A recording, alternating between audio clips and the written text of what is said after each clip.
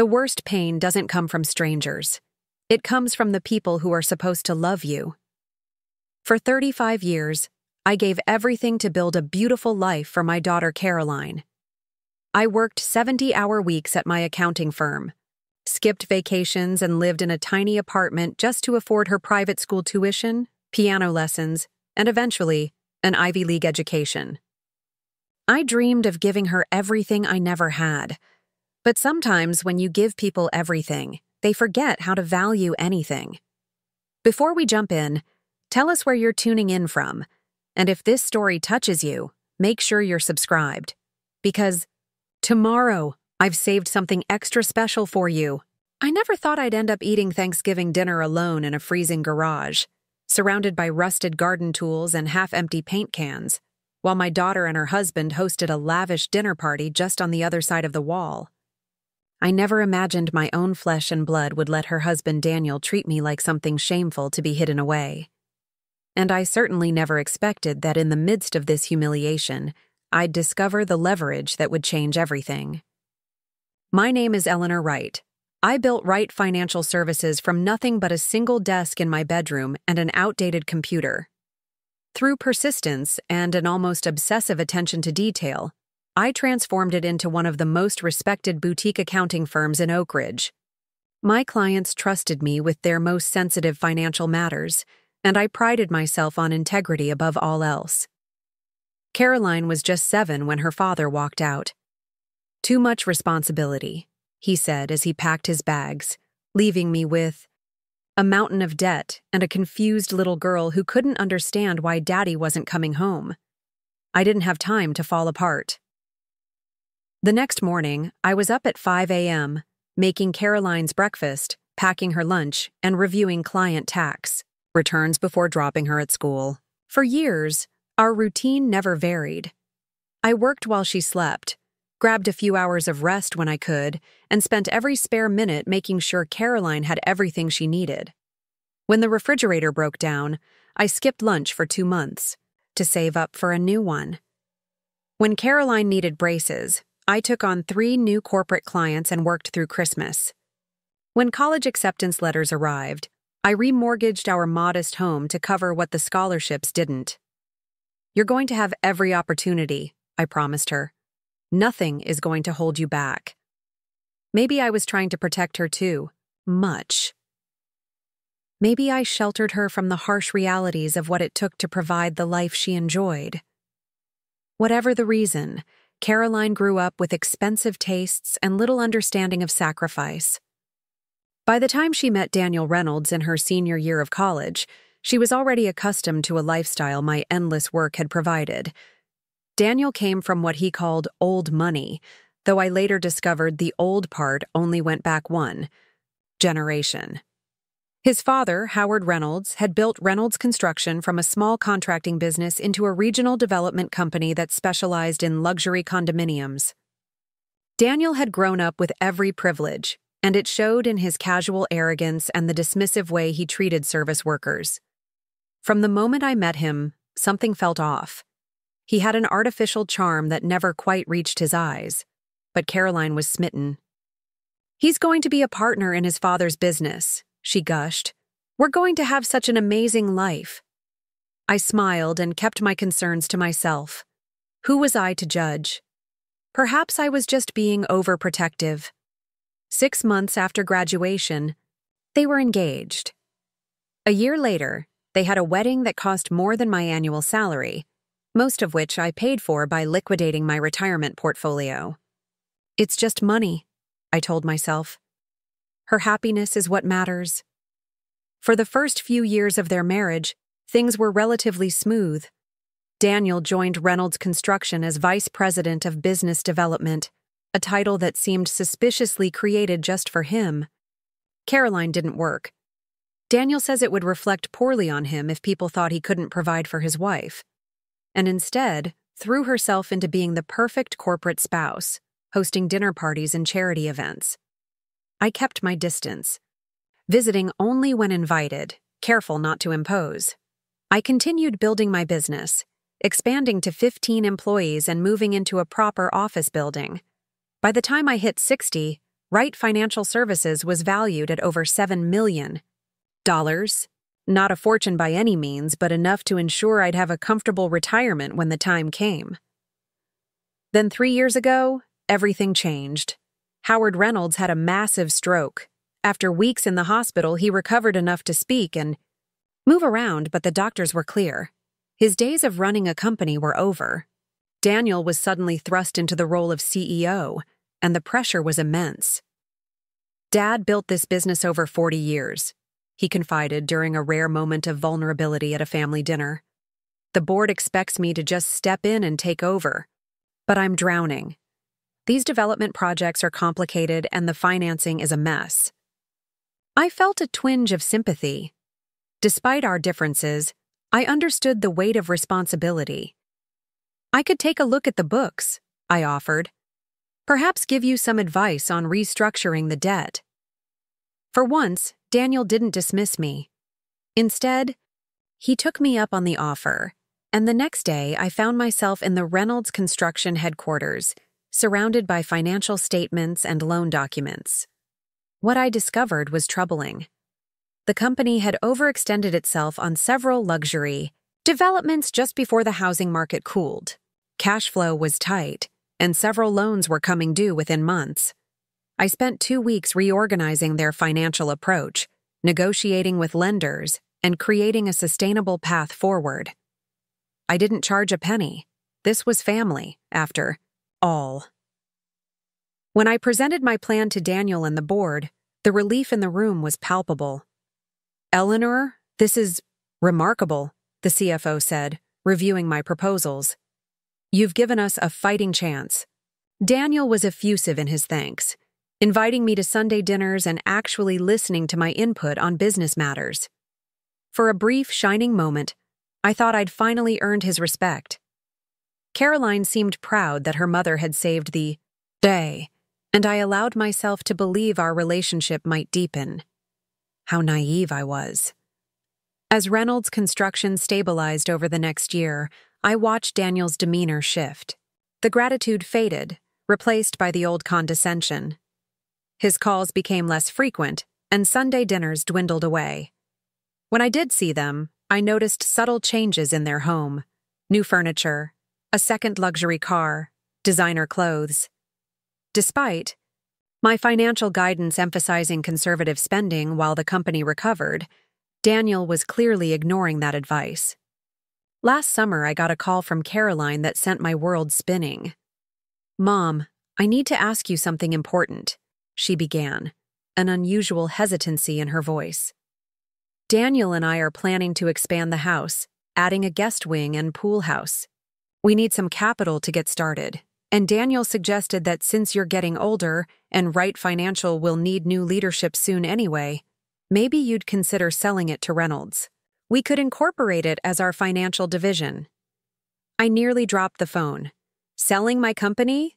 Caroline, I built that business from nothing. I'm not ready to retire." "But Mom, you're 63.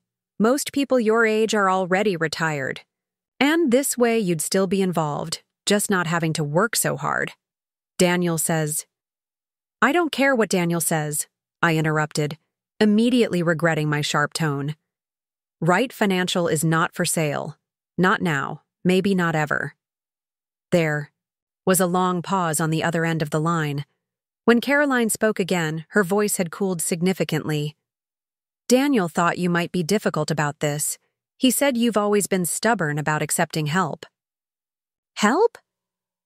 I couldn't believe what I was hearing. "Caroline, this isn't help. This is Daniel trying to acquire a successful business at what I'm guessing would be a fraction of its market value." "You always do this," she sighed. "You always think people are trying to take advantage of you. Daniel has been nothing but generous, offering you a place in his company when most people your age would be put out to pasture." Her words stung like a physical slap. "Put out to pasture? Is that how you see me? As some old cow that's outlived its usefulness?" "That's not what I meant, and you know it. Look, just think about it, okay? This could be good for everyone." After we hung up, I sat in my office for a long time, staring at the walls covered with professional certifications and awards I'd earned over decades of hard work. For the first time, I wondered if Caroline had ever truly seen me, not just as her provider, her safety net, but as a woman with dreams and accomplishments of her own. 2 weeks later, I received a formal offer letter from Reynolds Construction, proposing to acquire Wright Financial Services for $5 million, about a third of its actual value. I declined politely but firmly. Preparing and narrating this story took us a lot of time, so if you are enjoying it, subscribe to our channel. It means a lot to us. Now back to the story. This triggered a barrage of calls from both Caroline and Daniel, each more pressuring than the last. When I remained unmoved, the calls stopped altogether. By October, I hadn't heard from either of them in over a month, the longest we'd ever gone without speaking. Then, surprisingly, I received a text from Caroline inviting me to Thanksgiving dinner. "The whole family will be there," she wrote. "Daniel's parents, his sister and her husband, some close friends. It would mean a lot if you came." I was overjoyed at the olive branch and accepted immediately. Perhaps they'd reconsidered their approach. Perhaps we could move past this unfortunate episode and be a family again. How wrong I was. When Thanksgiving Day arrived, I dressed carefully in a navy blue dress I'd bought specially for the occasion, packed a homemade pumpkin pie, Caroline's favorite since childhood, and drove to their sprawling colonial home in the most exclusive neighborhood in Oakridge. I was nervous but hopeful as I rang the doorbell. Caroline answered, air-kissing my cheek and taking the pie with a distracted, "Thanks." Something seemed off immediately. The house was filled with the sounds of laughter and conversation, the smell of turkey and spices wafting from the kitchen. "Everyone's already here," she said, leading me not toward the dining room but toward the back of the house. "Daniel thought it might be best if you ate in the garage apartment." I stopped in my tracks. "The garage apartment? But you said this was a family dinner." Caroline looked uncomfortable, glancing back toward the dining room. "It is, but Daniel invited some important investors at the last minute. The dining room is at capacity, and you know how small our table is." I'd been in their dining room. Their small table could comfortably seat 16 people. "The investors are very traditional," she continued hurriedly. "They might not understand why the CEO's mother-in-law is at a business dinner. It could seem unprofessional." I stood there, purse clutched in my suddenly trembling hands as the truth dawned on me. This wasn't a reconciliation. This was a further humiliation. They'd invited me not to include me, but to put me firmly in what they considered my place. Out of sight, separated from the important people. "The garage apartment isn't finished," I said quietly. "You told me construction was still underway." Caroline shifted uncomfortably. "Well, yes, but the space is cleared out enough. There's a folding table set up, and Daniel had the staff make you a plate. It's very private. You'll be comfortable." Before I could respond, Daniel appeared, all smiles and false warmth. "Eleanor, glad you could make it. Look, slight change of plans. We have some VIPs here tonight, potential investors for our new downtown project. Very exclusive opportunity." He lowered his voice conspiratorially. "Between us, if this deal goes through, Reynolds Construction will double in value overnight." I looked into his eyes, cold and calculating despite the smile, and suddenly understood with perfect clarity. This dinner wasn't about Thanksgiving at all. It was a business meeting disguised as a holiday gathering, and I was an inconvenient, loose end to be tucked away. "We've set up a nice little spot for you in the garage," Daniel continued smoothly. "Very quiet. You can watch your shows on your phone and eat in peace. No noisy conversations to deal with." He smiled as if he'd just offered me a great gift. "Carla will bring you a plate shortly." I've faced many difficult moments in my life, my husband walking out, near bankruptcy in the early days of my business, Caroline's teenage rebellions. But nothing had prepared me for the sheer humiliation of that moment.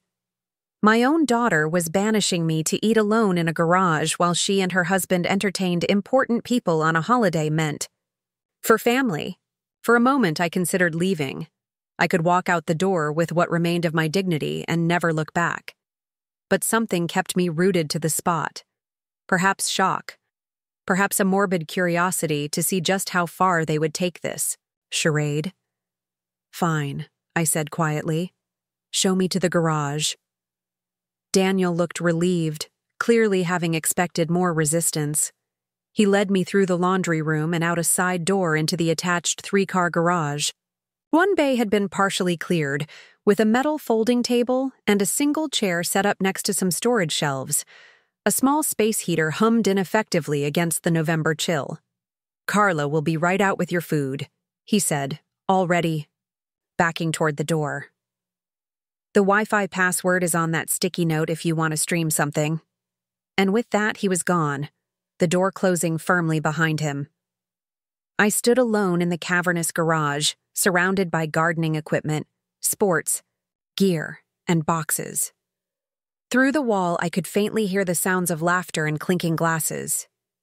The contrast between the warmth and celebration just feet away and my cold makeshift dining spot was so stark it was almost comical. 20 minutes later, a flustered-looking housekeeper appeared with a plate of food: turkey, mashed potatoes, and green beans, all lukewarm and hastily arranged. She couldn't meet my eyes as she set it down on the metal table. "Mrs. Wright, I'm so sorry," she whispered. "This isn't right. I tried to tell them." "It's not your fault, Carla," I assured her, recognizing her from previous visits. "Thank you for bringing this out." She hesitated, then quickly pulled a dinner roll wrapped in a napkin from her pocket. "I saved this for you. The good ones with the butter inside. They're almost gone in there." The small act of kindness nearly undid me. I thanked her and she hurried back inside, clearly afraid of being caught showing me compassion. I sat down at the wobbly folding table and stared at my cooling Thanksgiving dinner. 35 years of sacrifice had led to this moment. I'd given everything to provide Caroline with opportunities, security, love, and in return, I was deemed unworthy of a seat at her table. I picked up my fork, then set it down again without taking a bite. The garage was cold despite the space heater, and the distant sounds of celebration only emphasized my isolation. I pulled my phone from my purse, thinking I might distract myself with a video as Daniel had so generously suggested, when an email notification appeared on my screen. It was from Howard Reynolds, Daniel's father. Subject: "Need to talk. Urgent." The message was brief. "Eleanor, cannot reach you by phone. Daniel making catastrophic mistake with Westfield Heights project. Using company as personal piggy bank. Board being misled. Have documentation. Need your financial expertise before it's too late. Please call. Confidential line only. 555-0192. Howard." I stared at the screen, my dinner forgotten. Howard Reynolds, who had been sidelined after his stroke, was reaching out to me directly, bypassing his own son. And he had documentation of financial misconduct. In that cold garage, sitting at a folding table with a plate of cooling food, something shifted inside me. The hurt and humiliation didn't disappear, but they were joined by something else. A calm, clear certainty about what needed to happen next. I stood up, leaving my untouched dinner on the table. I took one last look around the garage, at the luxury cars parked in the other bays, the expensive golf clubs, the high-end mountain, bikes, all symbols of the prosperity that my financial rescue had helped make possible. Then I walked out through the side door into the crisp November air, got into my car, and drove away without looking back. As I pulled out of their driveway, I called the number Howard had sent. Despite the holiday, he answered on the second. "Ring, Eleanor, thank God. We need to talk. How soon can you come over?" "I'm on my way now," I replied, a new resolve strengthening my voice. And Howard, bring every document you have. We're going to need all of it. I didn't know it then, but that Thanksgiving dinner in the garage would be the last time Caroline and Daniel would ever have the upper hand. Their decision to humiliate me had set in motion a chain of events that would ultimately lead to their financial ruin and my most unexpected triumph. Little did they know that while they were clinking glasses with investors, their business empire was already beginning to crumble. And I, the mother-in-law they had banished to the garage, would soon hold their entire future in my hands. Howard. Reynolds lived in an elegant townhouse in the historic district of Oakridge. Despite the late hour and holiday, his nurse let me in immediately, as if I'd been expected all along. The foyer was dimly lit, family photos lining the walls, snapshots of happier times, when Howard stood tall and confident beside construction sites and ribbon cuttings. Now, those images felt like artifacts from another life. I found Howard in his study, a room that smelled of leather-bound books and expensive cigars he could no longer enjoy. His stroke had left him with a slight droop to the left side of his face and a tremor in his hand, but his eyes were sharp and alert. The moment he saw me, relief washed over his features. "Eleanor," he said, gesturing to a chair across from his. "Thank you for coming, especially today." "You said it was urgent," I replied, settling into the leather armchair. "And to be frank, my Thanksgiving dinner was rather abruptly concluded." A knowing look crossed his face. "Daniel's doing, I assume?" I wasn't there to discuss family drama, so I simply nodded and moved on. "Your email mentioned documentation. Something about the Westfield Heights project?" Howard reached for a folder on his desk, his hand trembling slightly with the effort. "Daniel thinks I'm too addled to understand what's happening to my own company. He visits for 15 minutes once a week, pats my hand, and tells me everything's fine while feeding me sanitized reports." He pushed the folder toward me. "But Reynolds Construction has been my life for 40 years. I still have friends in the industry, loyal employees who respect me more than they fear my son." I opened the folder and found myself staring at internal financial statements, bank transfers, loan applications, and email printouts. Even at first glance, I could see why Howard was alarmed. The Westfield Heights project, a luxury condominium, development that was supposed to be Reynolds Construction's crowning achievement, was being systematically bled dry. "He's siphoning funds," I said, flipping through the pages. "Moving money from the construction budget into, what are these shell companies? Coastal Ventures, Blue Harbor Holdings, and Pinnacle Investments," Howard replied, his voice tight, with controlled anger. "All registered to anonymous LLCs, but my sources confirmed they trace back to Daniel and several of his college friends. He's been draining millions meant for Westfield Heights and funneling it into these entities." I continued reviewing the documents, my accountant's mind cataloging each violation. "These equipment rentals are billed at 3 times market rate. These subcontractors don't even exist. And these material costs are grossly inflated. Meanwhile, the actual construction is using substandard materials," Howard added, sliding over photos of the development site. "They're cutting corners everywhere while billing for premium quality. When these condos start falling apart in 5 years, Reynolds Construction will be destroyed. Not just financially, but our reputation will be ruined. My life's work gone." "Why not take this to the board?" I asked, though I suspected I knew the answer. Howard's bitter laugh confirmed my suspicion. "Daniel replaced 3 board members with his fraternity brothers last year. The others are kept in the dark with manipulated reports. The ones who ask questions get intimidated into silence or pushed out." I leaned back, processing everything. "And what exactly do you want me to do, Howard? I'm not a board member or a shareholder in Reynolds Construction." "No," he agreed, "but you're the best financial investigator I know. You saved the company once before when you restructured our debt. And more importantly, you have no reason to protect Daniel, not after how he's treated you." I raised an eyebrow.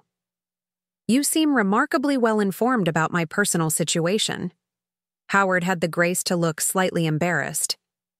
Carla, their housekeeper, is my nurse's cousin. Word travels. What they did to you today was unforgivable. And you want revenge? I asked bluntly. I want justice, he corrected.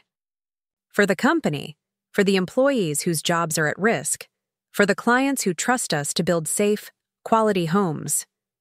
He paused, meeting my gaze directly. And yes, maybe a little revenge too.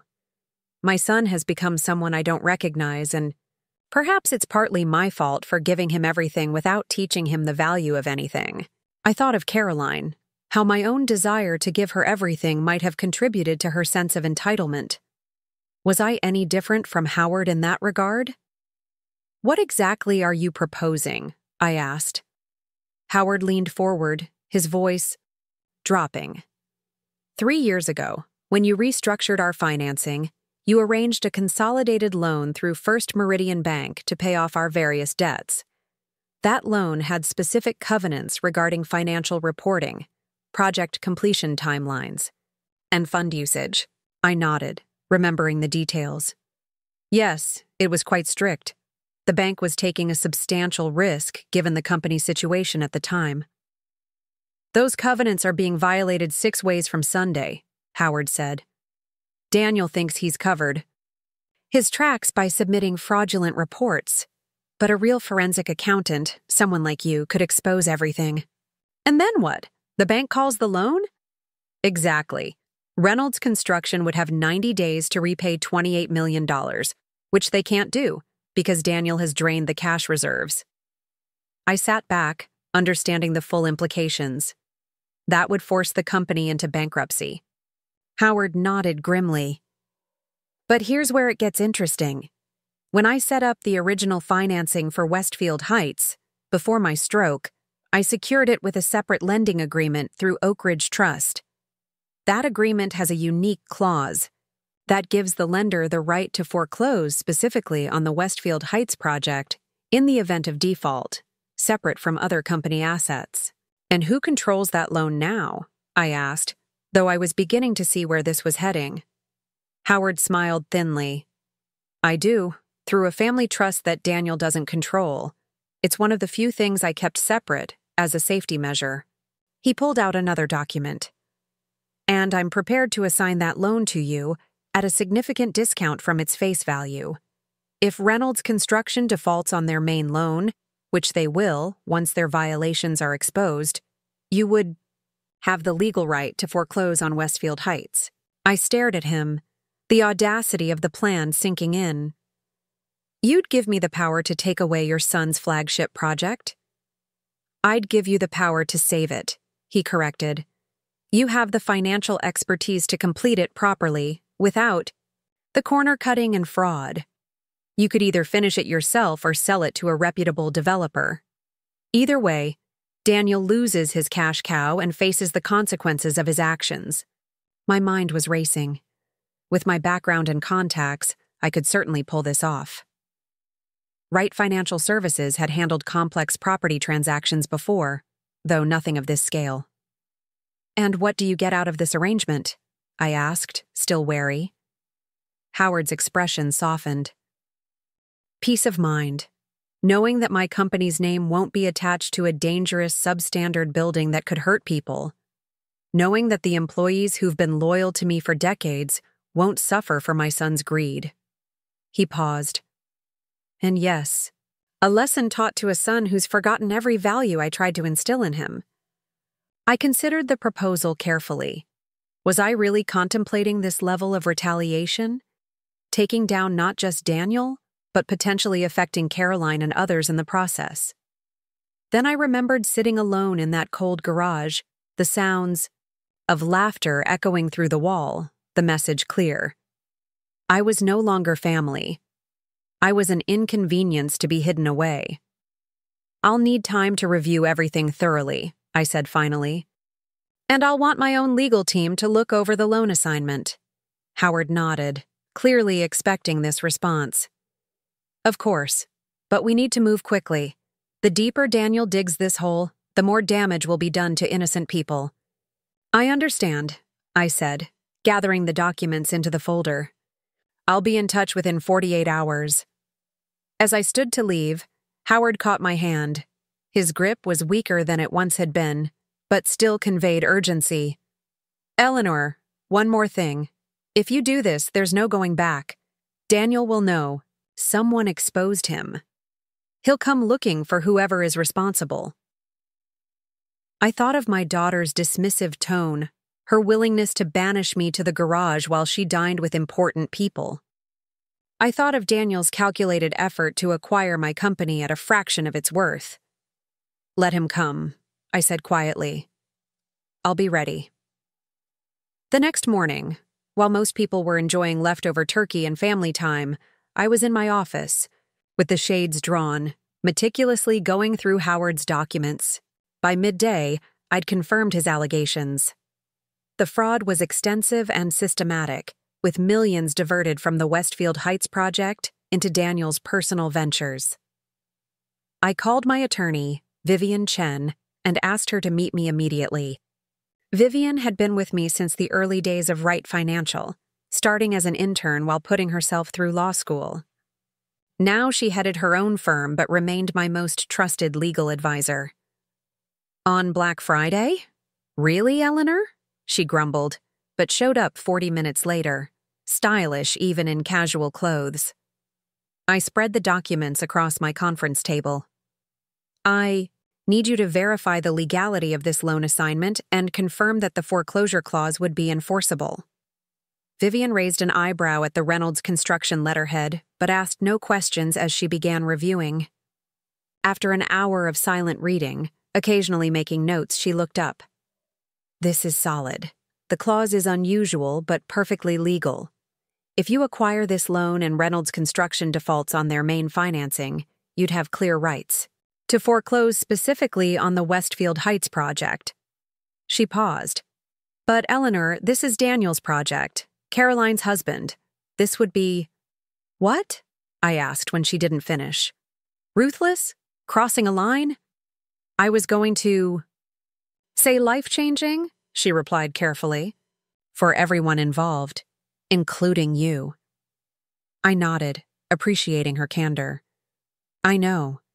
But sometimes lines need to be crossed when others have already trampled all boundaries of decency and respect. Vivian didn't press further.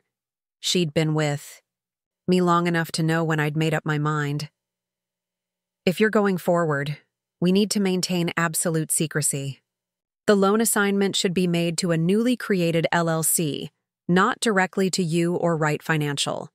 We'll need to establish a paper trail that obscures your involvement until the moment you're ready to act. Can you set that up? Of course. I'll have the LLC formed by Monday. But Eleanor... She hesitated, concern evident in her expression. What about Caroline? She's still your daughter. The question struck deeper than I wanted to admit. Caroline was my only child, the person for whom I'd sacrificed everything. But the daughter I'd raised seemed increasingly unrecognizable to me. Caroline has made her choice, I said finally. She's chosen Daniel and his world. Maybe seeing that world crumble will wake her up to reality. Vivian nodded, not entirely convinced but respectful of my decision. I'll need a name for the LLC. I thought for a moment, then smiled slightly. Phoenix Recovery. Rising from the ashes, Vivian noted. Appropriate. Over the next week, we put the plan into motion. Phoenix Recovery LLC was established with a complex ownership structure that couldn't be easily traced back to me. Howard assigned the Westfield Heights loan to the new entity at 60 cents on the dollar. Still a substantial investment on my part, but one that could pay off enormously if successful. Meanwhile, I assembled a team of forensic accountants from Wright Financial to prepare a comprehensive report on Reynolds Construction's financial violations.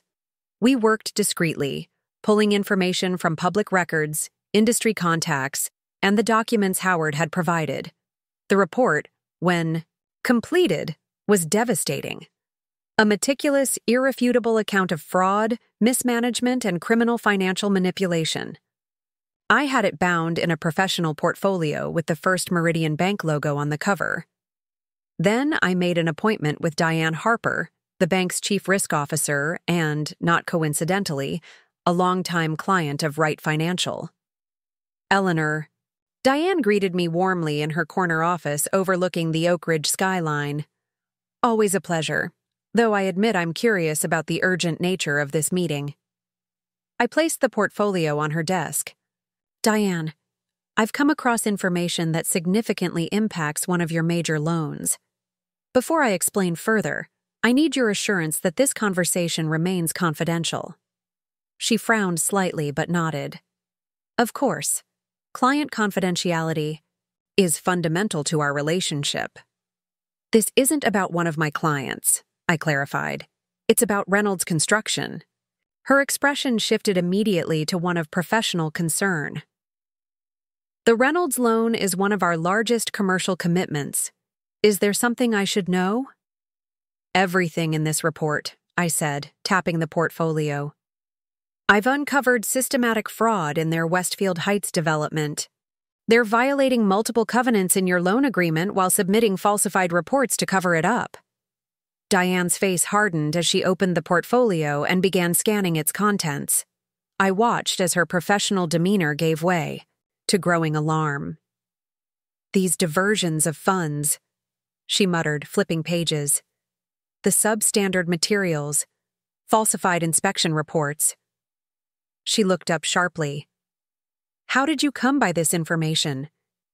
I have sources within the company who are concerned about potential liability, I said, keeping my answer deliberately vague. Everything in that report can be independently verified through the documentation provided. Diane continued reading, her expression growing graver by the minute. This is extensive, criminal, potentially. She closed the portfolio and fixed me with a penetrating stare. Eleanor, I appreciate you bringing this to our attention, but I have to ask, why? What's your interest in Reynolds Construction? I had prepared for this question. Professional integrity. The banking and financial services communities in Oakridge are closely connected. If Reynolds defaults on this loan due to fraud, it affects all of us.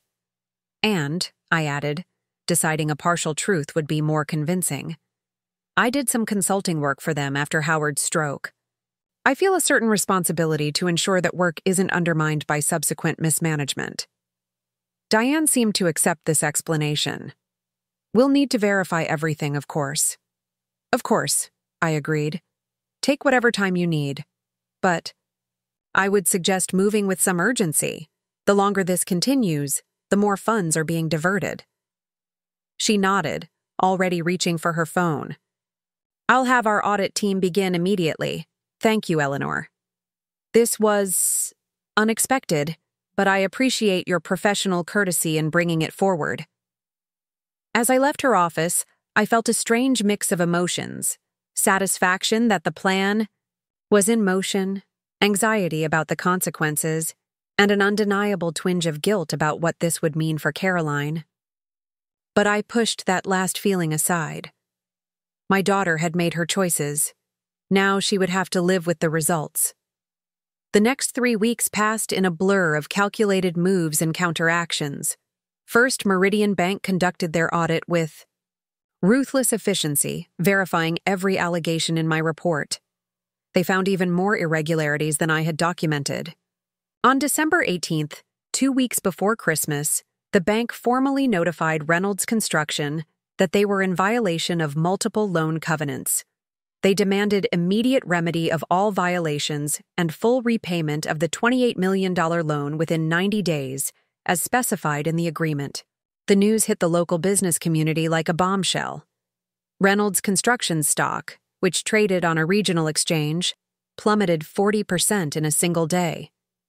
Construction at Westfield Heights and other projects ground to a halt as subcontractors, now worried about getting paid, pulled their workers. I watched it all unfold from a distance, neither celebrating nor intervening. This was only phase 1. Daniel's response was predictable, a combination of public denials, frantic behind-the-scenes negotiations, and increasingly desperate attempts to raise capital.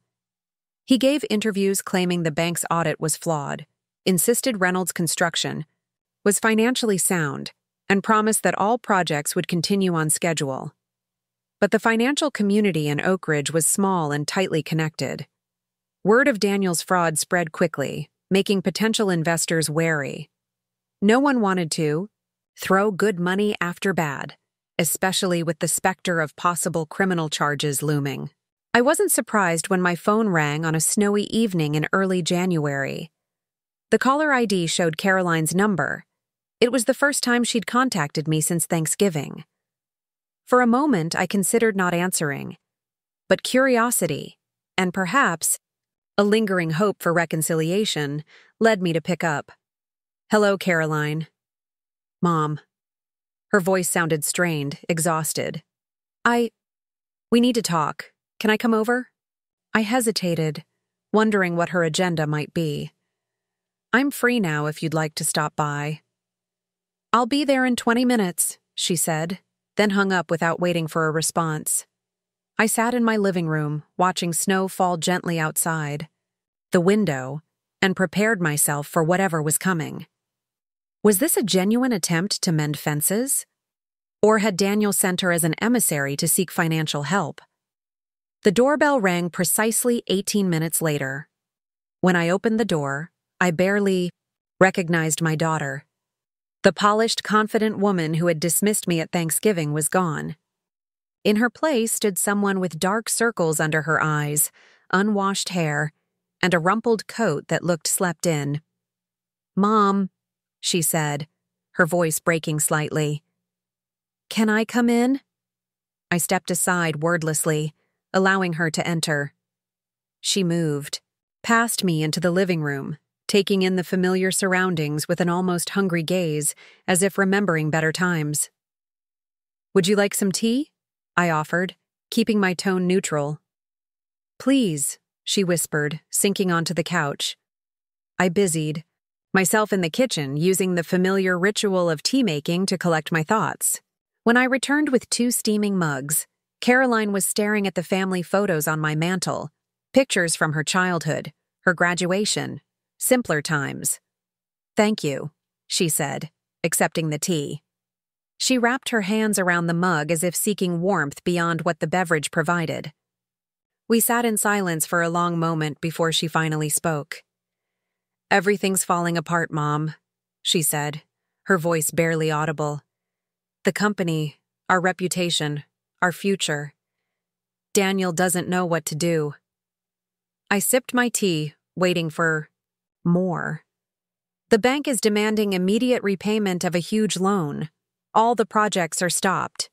The investors Daniel was courting at Thanksgiving have pulled out. We've even had to let most of the household staff go." She looked up, tears in her eyes. "Daniel's talking about bankruptcy." "I see," I said carefully. "And why are you telling me this?" Caroline flinched slightly at my tone. I thought you might have advice, financial guidance. You've always been good at solving problems." "Like when I restructured Reynolds Construction's debt after Howard's stroke?" I asked pointedly. "Or when Daniel tried to acquire my company at 1/3 of its value to finance your home renovation?" Her face flushed. "That was Daniel's idea, not mine. I went along with it because he said it made sense." "And does making me eat Thanksgiving dinner alone in a cold garage make sense too? Was that also Daniel's idea?" The direct question seemed to catch her off guard. For a moment, genuine shame crossed her features. That was wrong. We were wrong. I'm sorry, Mom. I should never have let that happen." I studied my daughter's face, looking for sincerity. Was this genuine remorse, or simply the desperation of someone whose privileged life was crumbling? "Caroline," I said finally, "I appreciate the apology, but I have to ask, would you be sitting here now if Reynolds Construction wasn't in crisis? Would you have ever acknowledged how wrongly you treated me if your life wasn't falling apart? Tears spilled down her cheeks. I don't know, she admitted. Maybe not soon enough. I've been lost, I guess. Caught up in Daniel's world, trying to be what he wanted. Her honesty, however painful, was at least a start. But I couldn't forget how quickly she'd abandoned me when it suited her purposes. What exactly do you want from me? I asked directly. She wiped her tears with the back of her hand. Daniel doesn't know I'm here. He's too proud to ask for help, especially from you. But I thought, maybe you could look at the situation, see if there's a way out. You saved the company once before. I set down my tea mug carefully. And if I did help, what would change? Would Daniel suddenly respect me? Would I be welcome at your table next, Thanksgiving, or would I be sent back to the garage when I'm no longer useful? Caroline winced at the harshness of my questions. It wouldn't be like that, she insisted. Daniel knows he made mistakes. He's desperate, Mom. We both are. Desperation isn't the same as growth or change, I observed. It's just fear of consequences. She looked down at her hands. What can I say to convince you we've learned our lesson? Nothing, I replied honestly. Words don't matter now, only actions. And from what I can see, Daniel's actions are those of someone scrambling to save himself, not someone who's had a moral awakening. Caroline's shoulders slumped in defeat. So, you won't help us? I considered my next words carefully. This was a pivotal moment, perhaps my last chance to reach my daughter before the next phase of my plan unfolded. I'll make you an offer, I said slowly. Not to save Reynolds Construction, that's beyond salvaging in its current form, but to give you a personal lifeline. She looked up, eyes wide with surprise and nascent hope. Leave Daniel, I stated simply. Move back home. With me for a while. Get some perspective. Find the Caroline I raised, not the woman who would watch her mother eat holiday dinner in a garage. Her mouth opened in shock. Leave. But Mom, he's my husband. We're going through a rough patch, but we're still a family. Are you? I asked pointedly. Or are you just an accessory to his ambitions? Does he value you, Carolyn, or what you represent, the perfect corporate wife who never questions his decisions? That's not fair, she protested. But I could see doubt creeping into her expression. Isn't it? When was the last time Daniel asked about your dreams, your goals? When was the last time you even remembered having any of your own? She had no immediate answer, which told me everything. Think about it, I continued more gently. My door is open to you, just you, not as a package deal with Daniel. If you decide your marriage is truly worth saving after you've had some distance and perspective, that will be your choice. But right now, you're drowning alongside him, and I'm offering you a lifeboat. Caroline stared at me for a long moment, conflict evident in her eyes. Finally, she set down her mug and stood up. I need to think about this, she said quietly. It's a lot to process. I nodded, also rising. Take the time you need. But Caroline, I added as she moved toward the door, don't wait too long. Things are going to move quickly with Reynolds Construction in the coming weeks. She paused, hand on the doorknob. What do you mean by that? I met her gaze evenly. Just that bankruptcy proceedings have a momentum of their own once they begin. Make your decisions before others make them for you. As I watched her car disappear down my snowy driveway, I wondered if I'd done the right thing. Was offering her an escape hatch an act of maternal love, or was I simply ensuring I wouldn't be collateral damage in the destruction I was about to unleash? Either way, the next phase of my plan was already in motion. That morning, First Meridian Bank had formally declared Reynolds Construction in default after the company failed to provide an acceptable remediation plan for the covenant violations. The 90-day repayment clock was now ticking, but everyone in the financial community knew they wouldn't last that long. The stage was set for Phoenix Recovery to make its move. And when it did, Daniel Reynolds would discover that the mother-in-law he had banished to the garage now held the foreclosure papers to his entire empire. The mid-January morning dawned steel gray and bitter cold, perfect weather for what was about to unfold. I dressed with particular care. A charcoal gray suit, pearl earrings, and the ruby brooch that had been my grandmother's.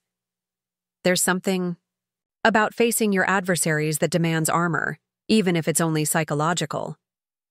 Vivian arrived promptly at 8:30, immaculate in a navy pantsuit, carrying a sleek leather portfolio. "Are you absolutely certain about this?" she asked, not for the first time since our plan had been set in motion.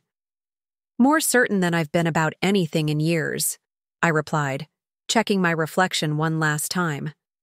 The woman staring back at me looked calm, determined, powerful.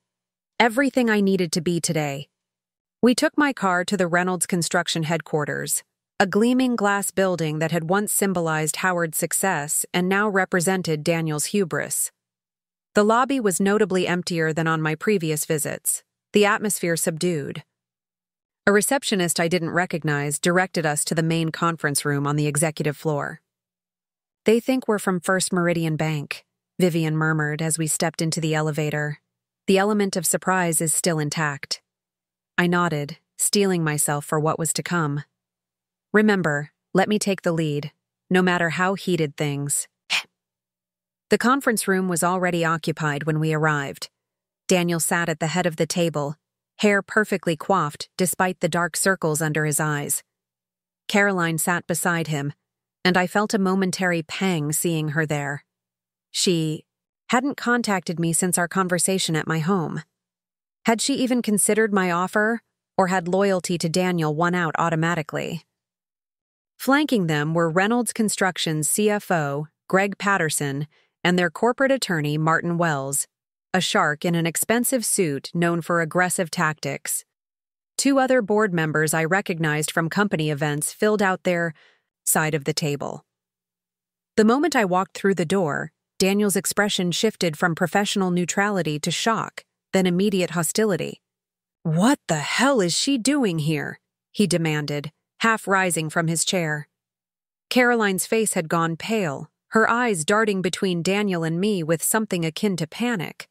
I smiled pleasantly, as if I'd been invited to a dinner party rather than walking into hostile territory. "Good morning, Daniel.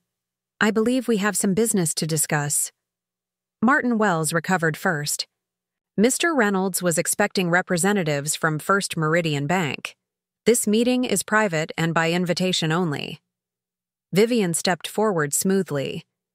"We're not from First Meridian. I'm Vivian Chen, legal counsel, and this is Eleanor Wright, of Phoenix Recovery LLC. "Phoenix Recovery?" Greg Patterson frowned, flipping through papers in front of him.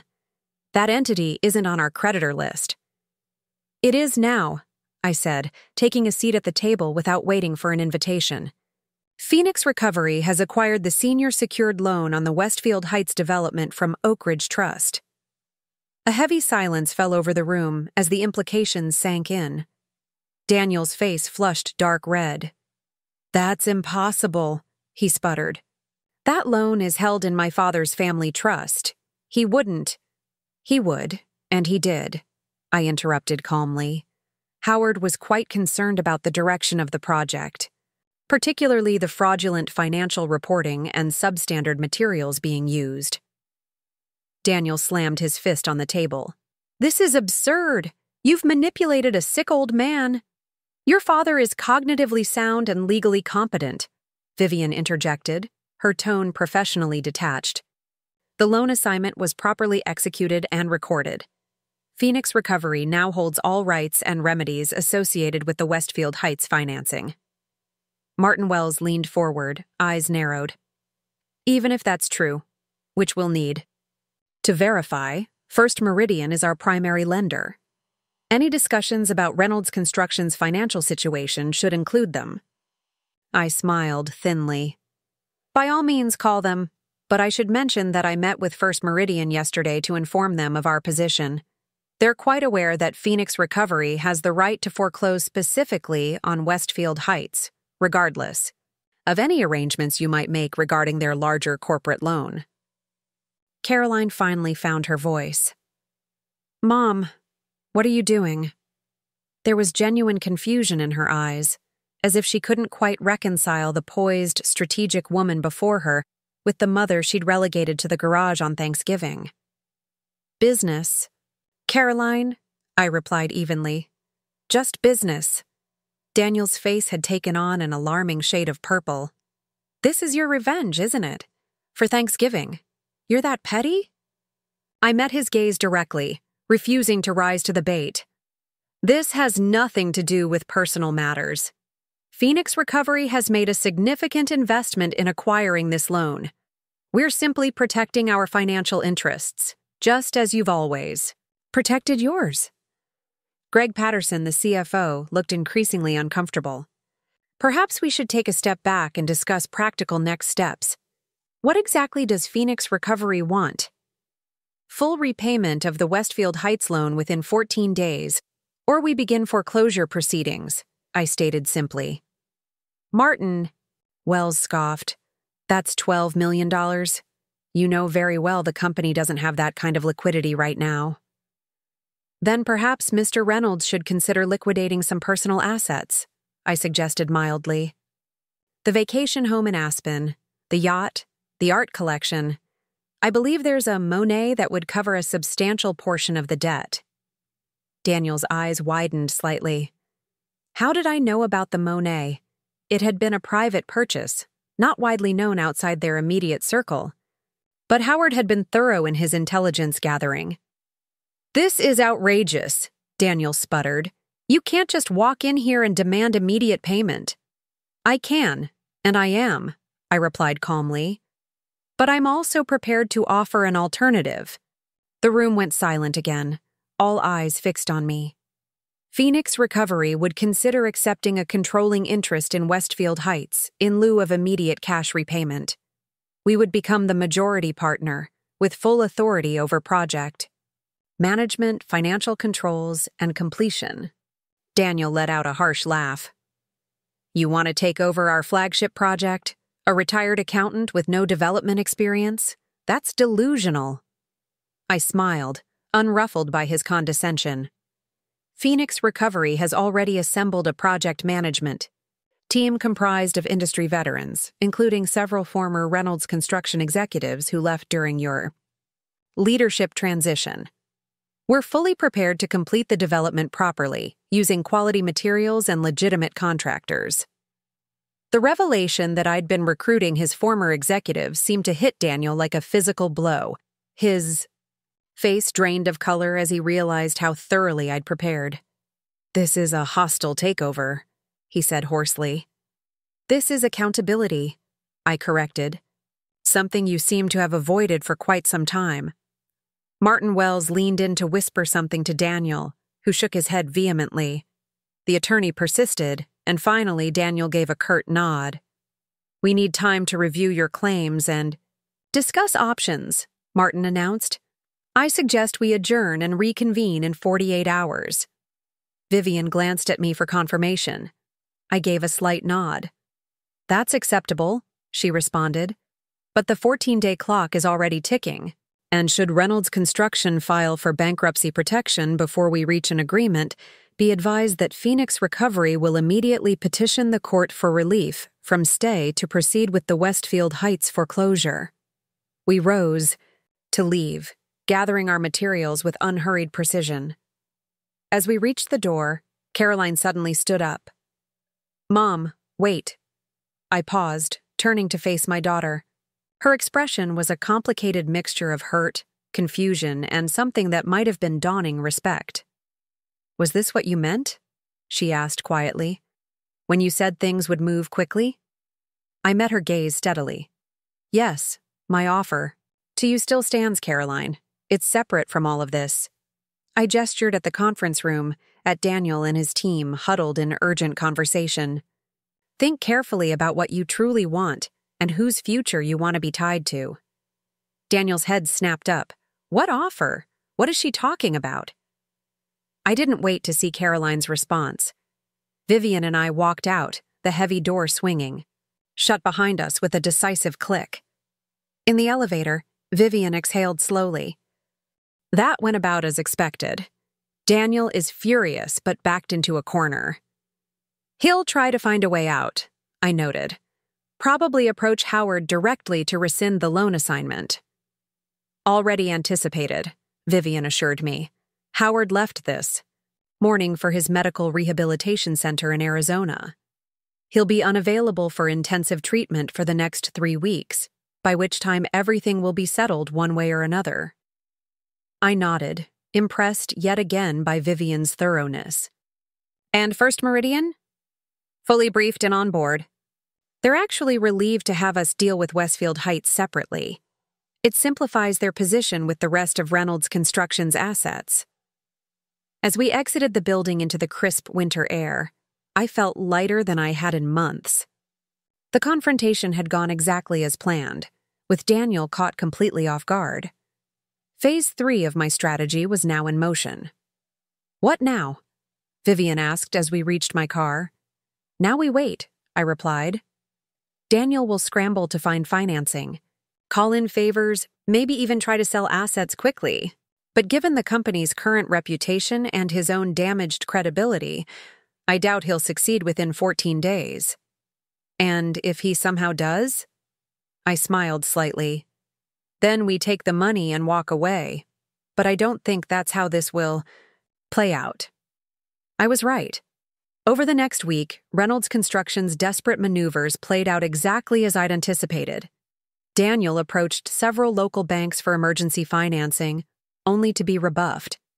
He tried to sell off smaller projects to generate cash, but potential buyers, aware of the company's precarious position, offered only pennies on the dollar. News of the company's troubles had spread throughout the Oakridge business community. Subcontractors demanded payment up front before returning to job sites. Suppliers put orders on hold. The regional stock exchange suspended trading of Reynolds Construction shares pending financial clarification. I watched it all unfold from a distance, neither intervening nor celebrating. This wasn't about joy or revenge, it was about justice and consequences. On day 10, my phone rang. It was Caroline again. "Can we meet?" she asked without preamble. "Not at your house this time. Somewhere neutral." We arranged to meet at Riverside Park at a secluded bench overlooking the water. When I arrived, Caroline was already there, bundled against the cold in a parka I didn't recognize, simpler and less ostentatious than her usual attire. "Thank you for coming," she said as I sat beside her. I studied her face, noting the signs of stress, but also a certain clarity in her eyes that hadn't been there before. "Of course." We sat in silence for a moment, watching a pair of ducks navigate the partially frozen river. "You're really going to take Westfield Heights?" she said. Finally, not a question but a statement of acceptance. "Yes." Daniel's tried everything, called in every favor, begged every contact. She shook her head slowly. "Nobody will touch us. The banks, investors, even his college friends, they've all disappeared." I said nothing, waiting for her to continue. "He's different now," she went on, her voice lower. "Angry all the time, drinking too much. Last night he threw a glass against the wall when I suggested selling the house to pay off some debt." A flicker of concern passed through me. "Has he ever been violent toward you?" "No," she said quickly. "Not physically, just the anger, the blame. He says none of this would have happened if I'd kept you happy, kept you in line." The words stung, revealing just how Daniel truly viewed my daughter, not as a partner, but as a tool to manage her mother. "And what do you think?" I asked carefully. Caroline turned to look at me directly. "I think I've been blind to who he really is to who I've become around him." She paused, her breath forming small clouds in the cold air. "I'm leaving him, Mom. I've already packed what matters. The rest. It's just stuff." A complex wave of emotions washed over me. Relief, vindication, and a deep, abiding sadness for what my daughter had endured and lost. "Where will you go?" I asked, though I suspected I knew the answer. "I was hoping. Your offer still stands? To stay with you for a while?" I reached over and took her gloved hand in mine. "My door is always open to you, Caroline. Always." She nodded, tears gathering at the corners of her eyes. "There's something else you should know. Something I found when I was packing." From her pocket, she withdrew a folded document, handing it to me with a shaking hand. I opened it carefully, my eyes widening as I scanned the contents. It was an email printout from Daniel to a private banker in the Cayman Islands, dated just 3 days earlier.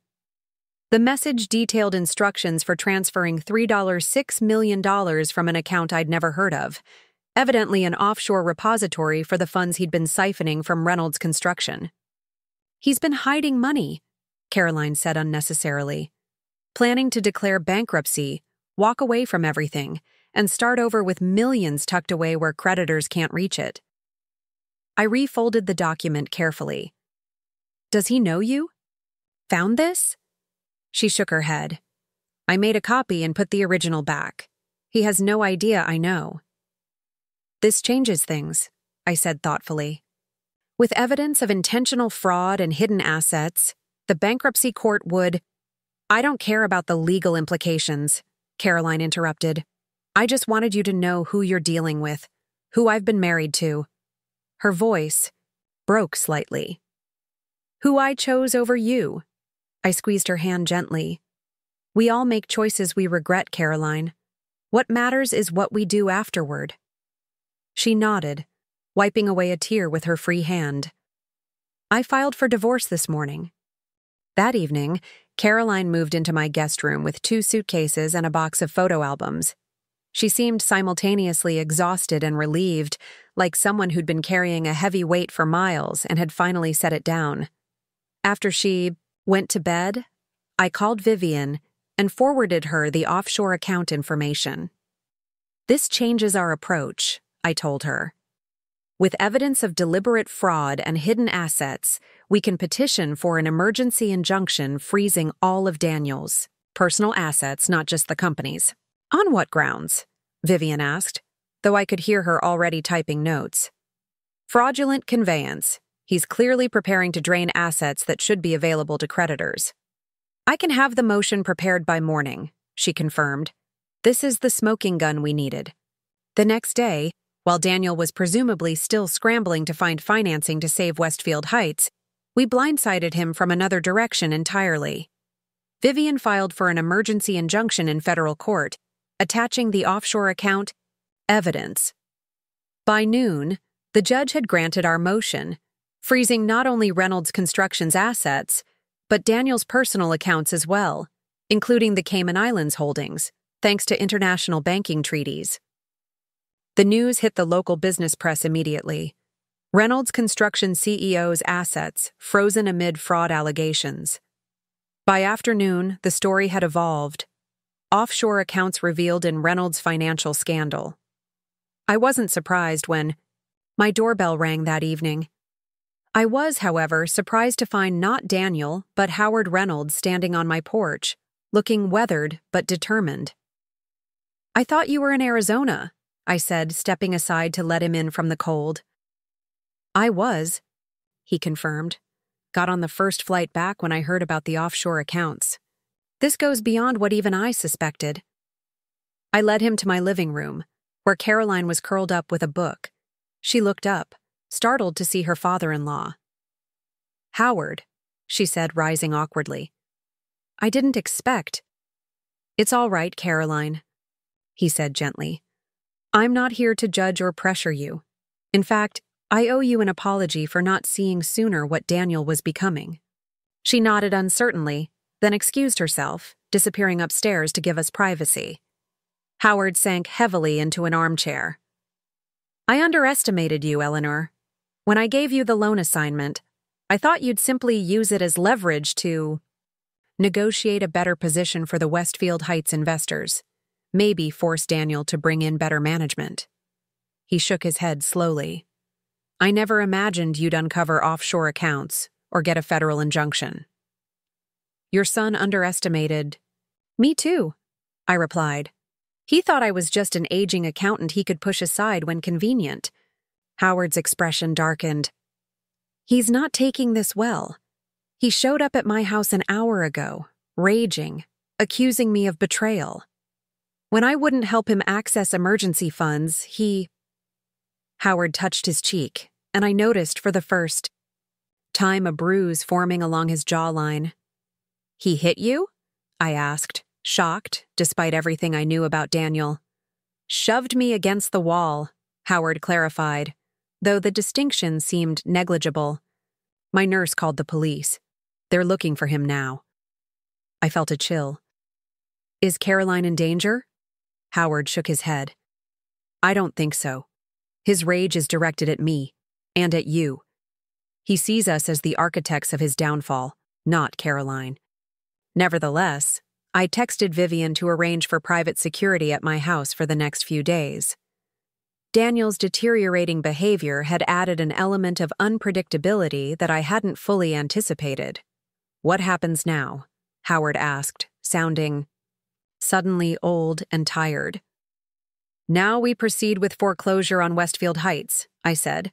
Phoenix Recovery will take control, bring in proper management, and complete the project as it should have been done from the beginning. Howard nodded slowly.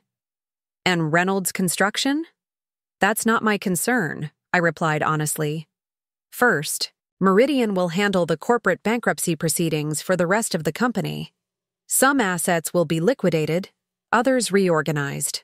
Whether the Reynolds name survives in any form will depend on the bankruptcy court's decisions. 40 years of work, Howard murmured, more to himself than to me. Gone because my son thought he was above the rules. I felt a twinge of sympathy for Howard, despite everything.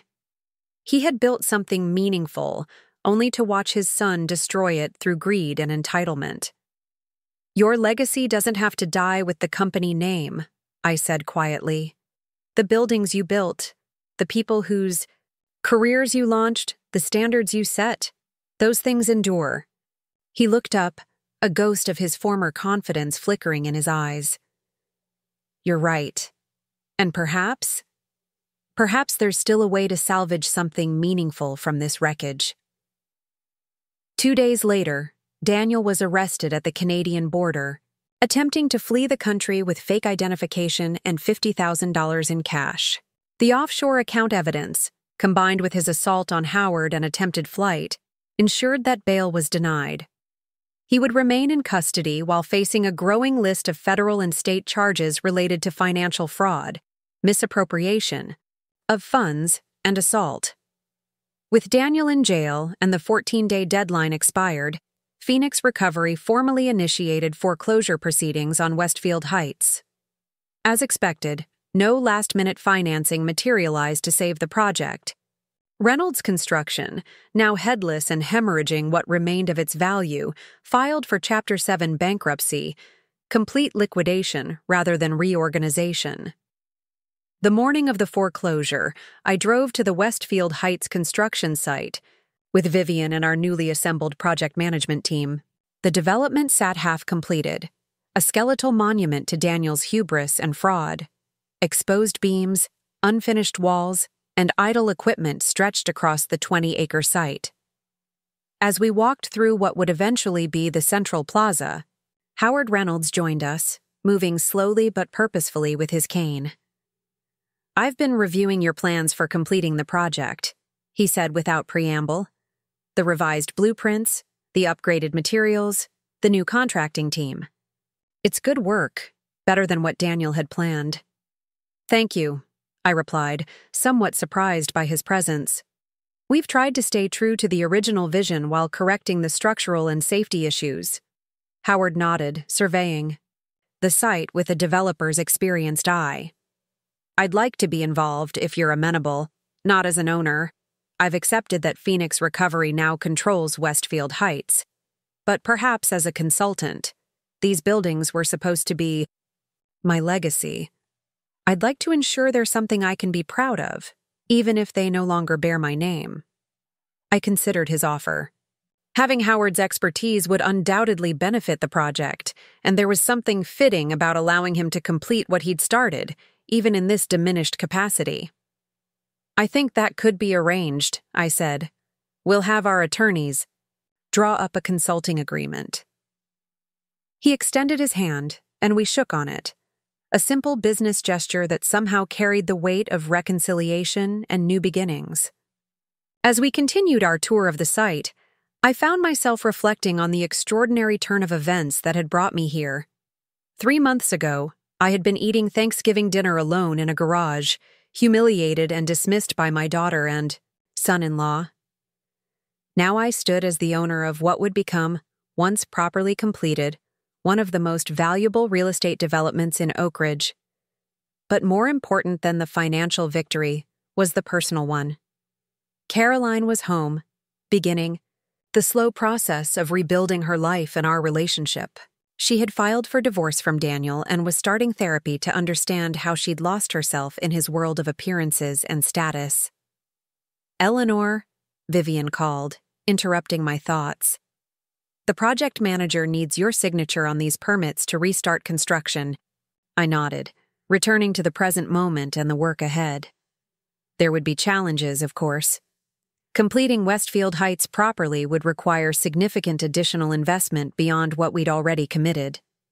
The tarnished reputation of the project would need to be rehabilitated through transparent communication and demonstrable quality.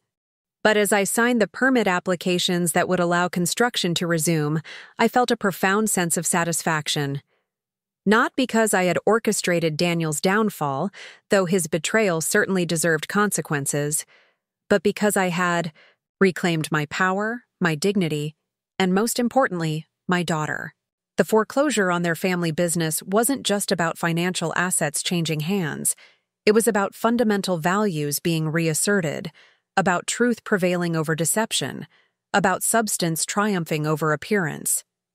As we prepared to leave the site, I received a text message from Caroline. Made dinner reservations for us tonight. A proper table this time. Love you, Mom. I smiled, putting my phone away.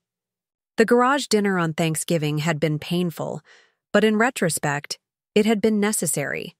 The catalyst that awakened me from years of acquiescence and forced me to stand up, not just for my financial interests, but for my fundamental worth as a person.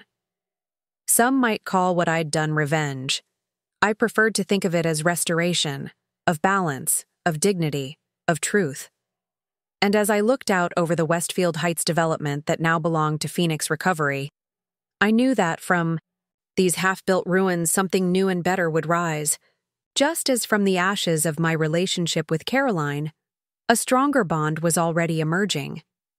The mother who had been banished to eat in the garage had found her voice, her power, and ultimately, her redemption.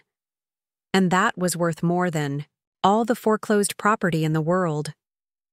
Spring arrived in Oakridge with unusual warmth, as if nature itself was eager to wash away the bitter winter. Cherry blossoms dotted the Westfield Heights construction site, their delicate pink petals occasionally drifting onto the newly poured concrete foundations. The development was now a hub of legitimate activity, with skilled workers and proper materials replacing the corner-cutting approach of Daniel's regime. I stood on what would eventually become the rooftop terrace of the main residential building, surveying the progress with quiet satisfaction. In the 3 months since Phoenix Recovery had taken control, the project had been completely reimagined, not just structurally but philosophically. What had begun as an exclusive enclave for the wealthy was evolving into a mixed-use development with varied housing options, community spaces, and environmentally sustainable features. The solar panel installation starts next week, Howard I commented, joining me at the railing. Despite his initial consultant role, He had gradually become more involved, his decades of experience proving invaluable. Should reduce the overall carbon footprint by 30%. I nodded appreciatively. The solar initiative had been Howard's suggestion, part of his effort to transform what his son had corrupted into something genuinely beneficial for the community. The affordable housing applications open tomorrow, I added. We're expecting significant interest. 20% of the residential units had been designated as below-market-rate housing, integrated throughout the development rather than segregated as an afterthought. Howard smiled slightly. Daniel would have hated that. Diluting the brand, he would have called it. Good thing he's not in charge anymore, I remarked, unable to keep a hint of satisfaction from my voice. Daniel remained in custody, awaiting trial, having been denied bail for a second time after evidence emerged of additional offshore accounts. The criminal case against him had expanded to include tax evasion, wire fraud, and conspiracy charges. His legal team had recently approached the prosecutor's office about a potential plea deal, but no agreement had been reached. Howard's expression turned somber. I visited him last week, he admitted. It was the first time he'd mentioned seeing Daniel since the arrest. I raised an eyebrow but said nothing, allowing him to continue at his own pace. He hasn't changed, Howard sighed. Still, blames everyone but himself. You, me, the banks, the system. He truly believes he's the victim in all this. Are you surprised? I asked gently. Howard shook his head. Disappointed, not surprised. I suppose I still harbored some hope that facing consequences might spark reflection or growth. He gazed out at the construction site, workers in hard hats moving purposefully below us. Instead, he's become more entrenched in his sense of entitlement. Some people never learn, I observed, no matter how hard the lesson. Howard nodded, then changed the subject. How's Caroline doing with the gallery preparations? The mention of my daughter brought a genuine smile to my face. In the month since leaving Daniel, Caroline had begun rediscovering interests and passions that had been suppressed during her marriage. Chief among these was her love of art, not just as a status symbol to be displayed in a mansion foyer, but as a means of expression and community building. The renovations are on schedule, I replied. The opening is set for next month. Caroline had used a portion of her divorce settlement to lease a vacant storefront downtown and transform it into a small art gallery and teaching space. Her vision was to showcase local artists and offer classes to underprivileged youth, as far from Daniel's world of exclusivity and appearances as one could imagine. I'm glad, Howard said sincerely. She deserves a fresh start. We all do. As if summoned by our conversation, my phone buzzed with a text from Caroline. Meeting with the framing contractor just finished. Everything on track. Lunch later? I replied affirmatively, then turned back to Howard. The Zoning Commission asked for one more review of the community center plans. Could you join that meeting next Thursday? He nodded, making a note in his phone. Our working relationship had evolved into something approaching friendship, an unexpected development, but not an unwelcome one. We were united not just by our shared experience with Daniel's betrayal, but by a genuine desire to salvage something positive from the wreckage of Reynolds Construction. Just as we were preparing to leave the rooftop, Vivian appeared at the access door, tablet in hand and a concerned expression on her face. Eleanor, we need to talk, she said without preamble. There's been a development. Howard took the hint. I'll check on the Eastern Foundation work, he said, excusing himself tactfully. Once we were alone, Vivian handed me her tablet. I just received this from Martin Wells, Daniel's former attorney. The screen displayed an email with a PDF attachment. I skimmed the message, my pulse quickening as I grasped its implications. Is this legitimate? I asked, looking up at Vivian. Unfortunately, yes, she confirmed. Martin has left the firm that represented Reynolds Construction. He's now working independently and seems eager to distance himself from Daniel's activities, but the documents he's provided appear authentic. I've already verified several key details.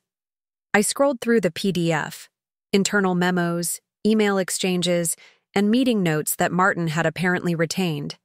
They painted a disturbing picture. Daniel's fraud went beyond what we had already uncovered. He had been systematically siphoning funds from not just Westfield Heights, but from every Reynolds construction project for the past 3 years, and he hadn't been working alone. Gregory Patterson, I murmured, spotting the CFO's name repeatedly in the documents. He was complicit from the beginning.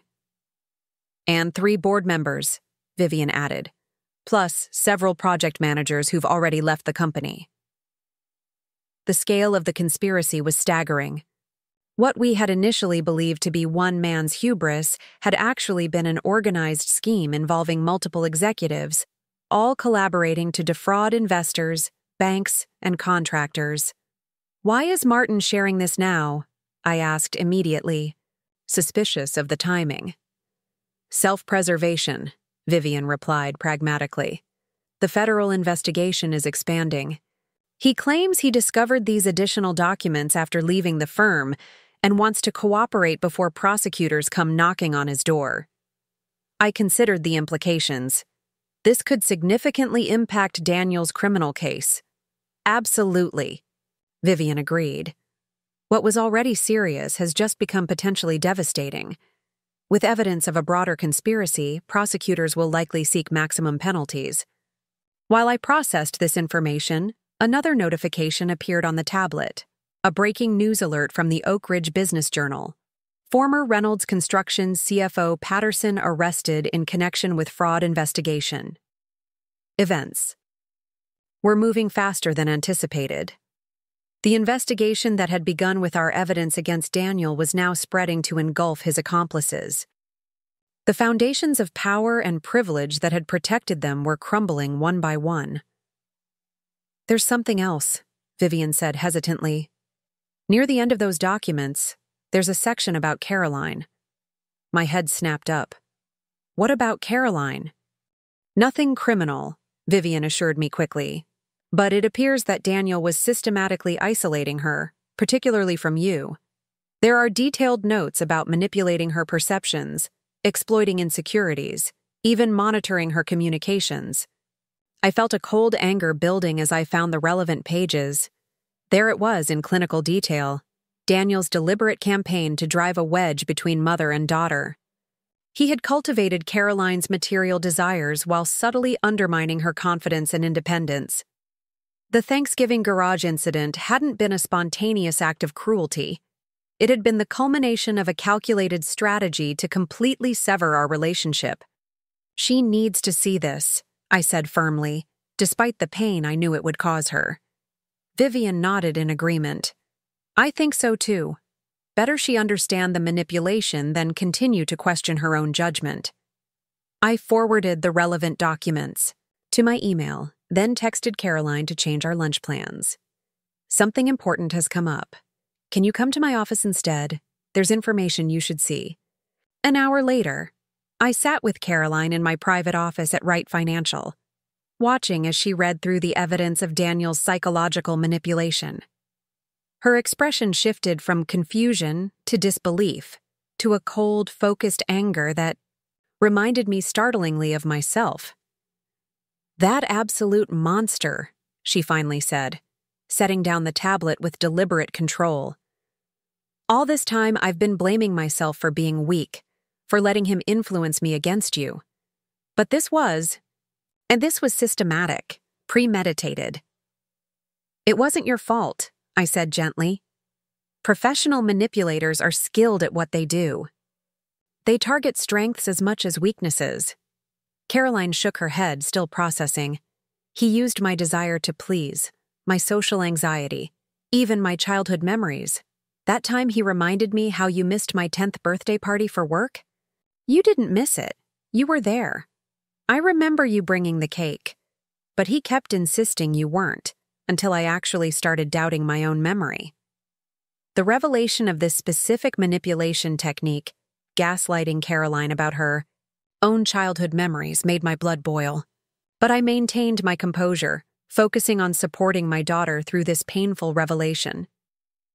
"What matters now is that you're free of his influence," I said. "You recognized something was wrong, and you had the courage to leave." Caroline took a deep breath, visibly gathering her strength. "You know what's strange? Instead of making me feel worse, seeing this actually helps. It confirms I wasn't crazy or overly sensitive. My instincts were right. Something was deeply wrong." I smiled, impressed by her resilience. "Trust those instincts going forward.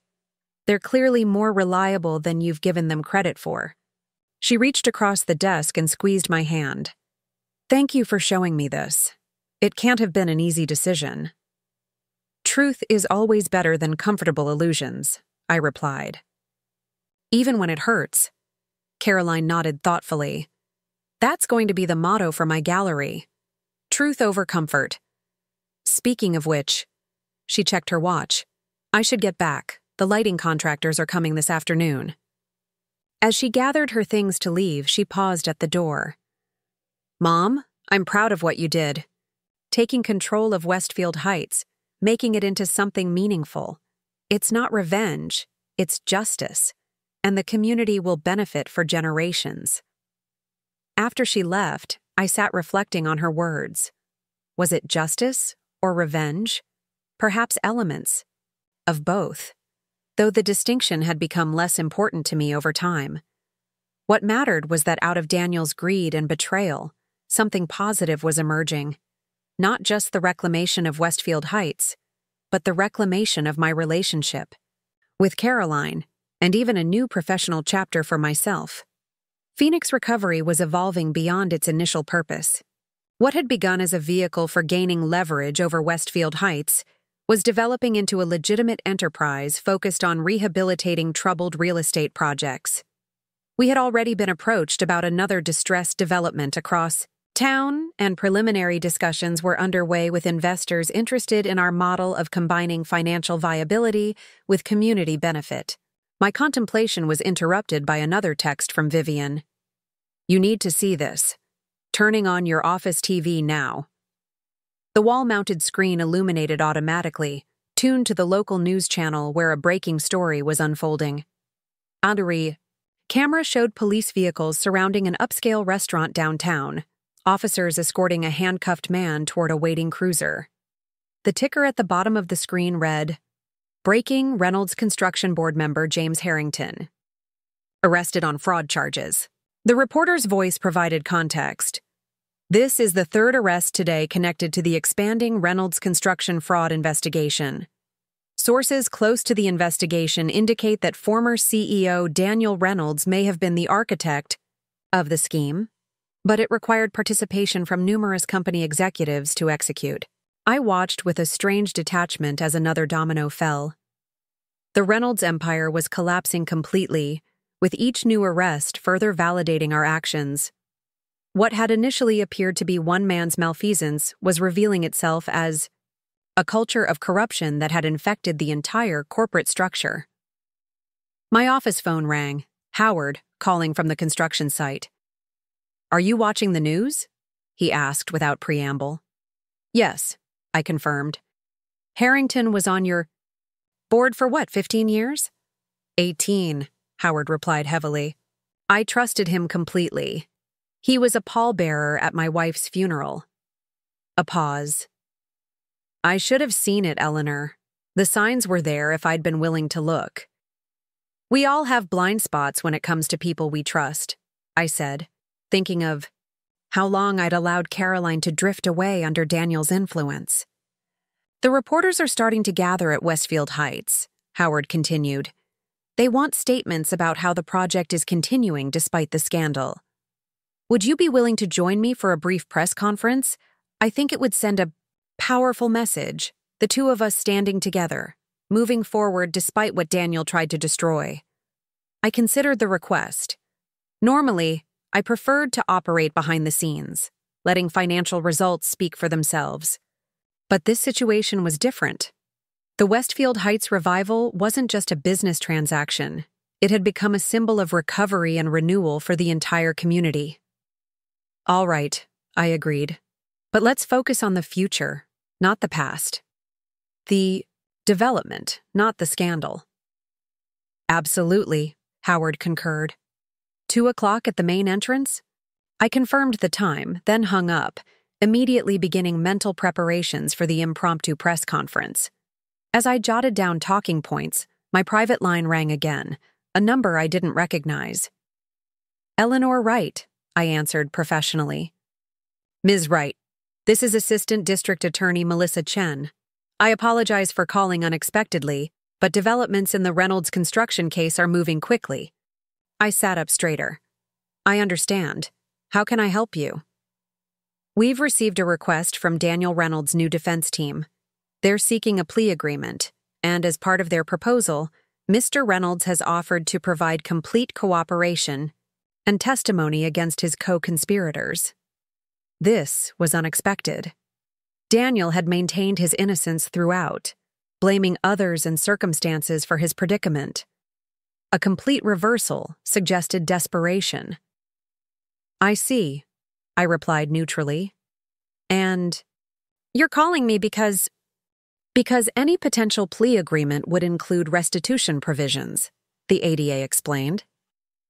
As the controlling entity for Westfield Heights and a significant creditor through Phoenix Recovery, you would need to be consulted regarding those provisions.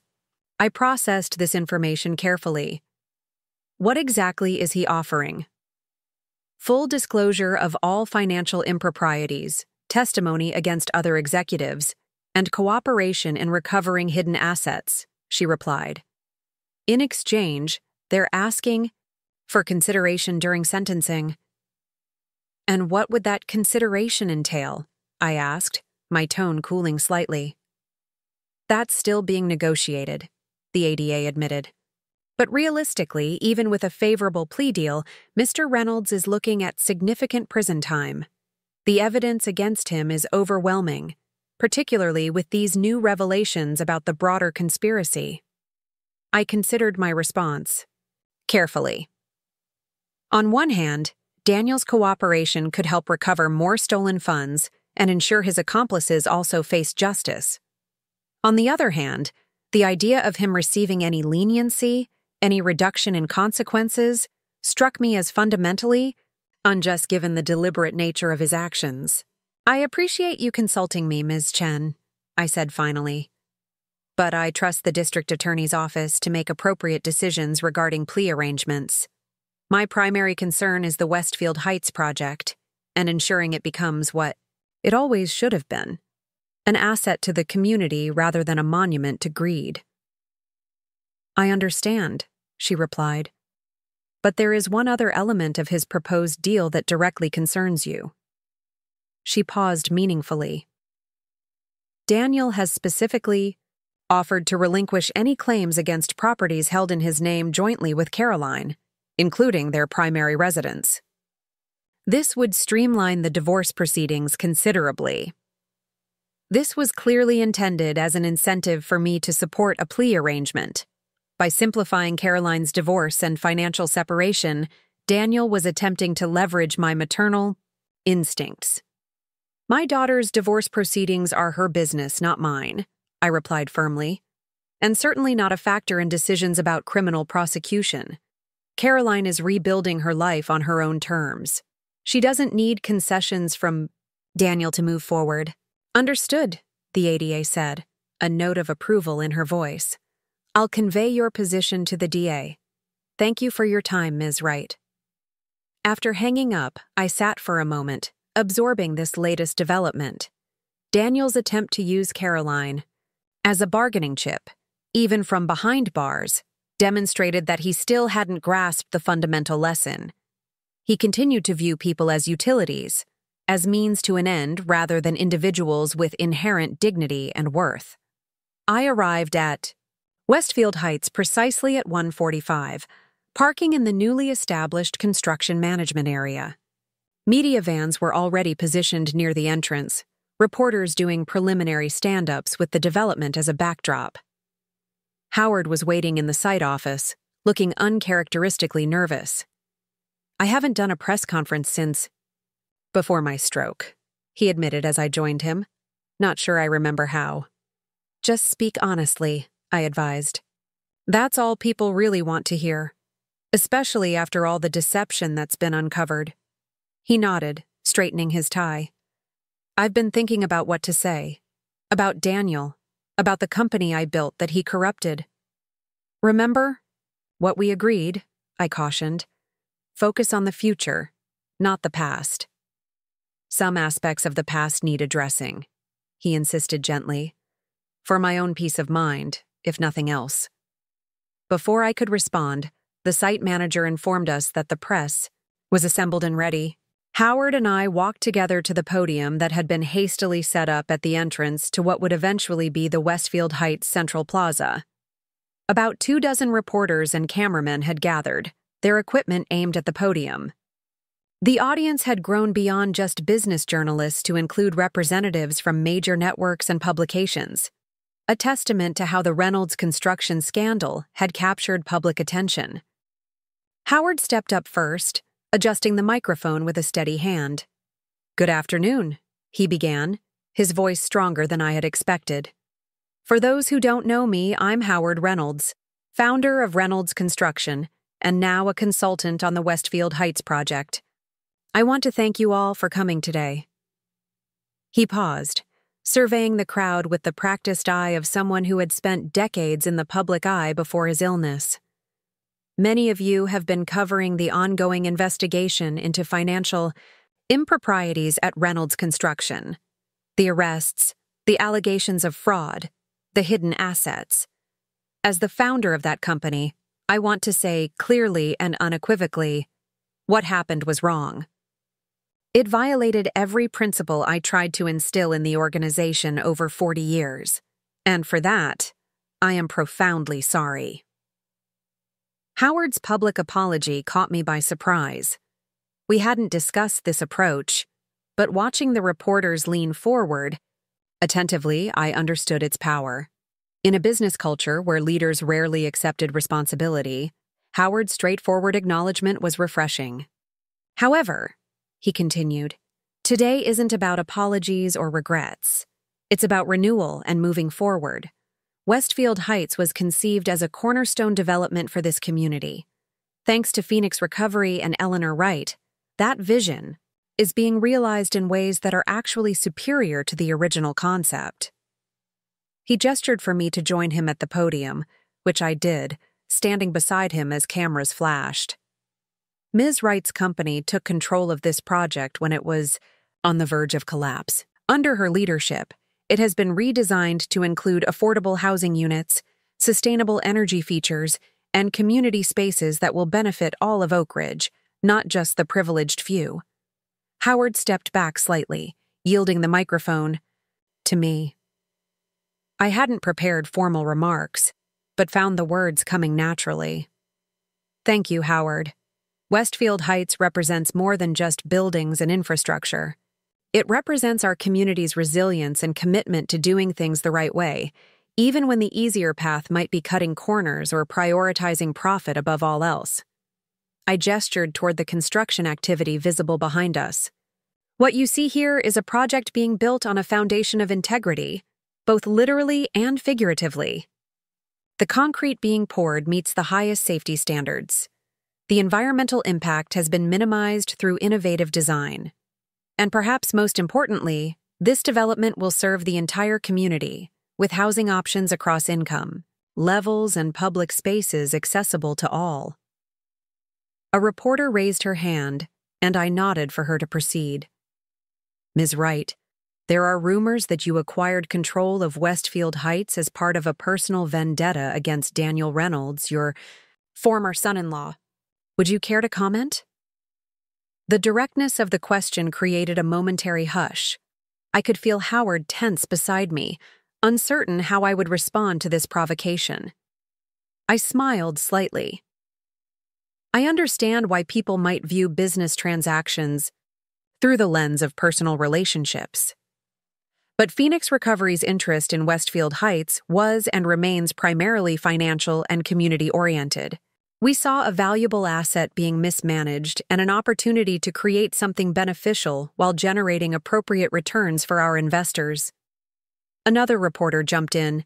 But isn't it true that Daniel Reynolds made you eat Thanksgiving dinner in the garage last year? That seems pretty personal. I felt a flash of irritation at the tabloid nature of the question, but maintained my composure. Family dynamics are complex and rarely relevant to business decisions. What is relevant is that Westfield Heights is now moving forward under new management with stronger community benefits than originally planned. I prefer to focus on those positive developments rather than personal grievances. Howard stepped back to the microphone. If I may add, having worked closely with Ms. Wright over recent months, I can attest that her decisions regarding this project have been consistently guided by sound business principles and community benefit, not personal considerations. The press conference continued for another 15 minutes, with questions gradually shifting from the scandal to the development itself, the timeline for completion, the affordable housing application process, the solar initiative. By the end, the narrative had successfully transitioned from scandal to renewal, exactly as we had hoped. As the reporters dispersed, Howard shook my hand warmly. "Well handled," he said quietly. "Especially those personal questions." "Some things are better left in the past," I replied, "or at least kept private." He nodded in understanding. "The ADA called me too, about Daniel's plea offer. I told them essentially what you did, that it's their decision, not mine." "Daniel made his choices," I said simply. "Now he can face the consequences." As we walked back toward the site office, my phone buzzed with a notification. It was an email from Caroline, sent to both Howard and me. "Saw you both on the live stream. So proud of what you're creating together. The gallery walls are being painted today, coming together beautifully. Dinner at my place this weekend to celebrate progress?" I showed the message to Howard, who smiled genuinely for the first time that day. "I'd like that," he said. "Family dinner with no hidden agendas. What a concept." The phrase struck me as the perfect encapsulation of our journey. From the manipulative Thanksgiving dinner where I'd been banished to the garage, to a genuine family meal celebrating new beginnings, the contrast couldn't have been more profound.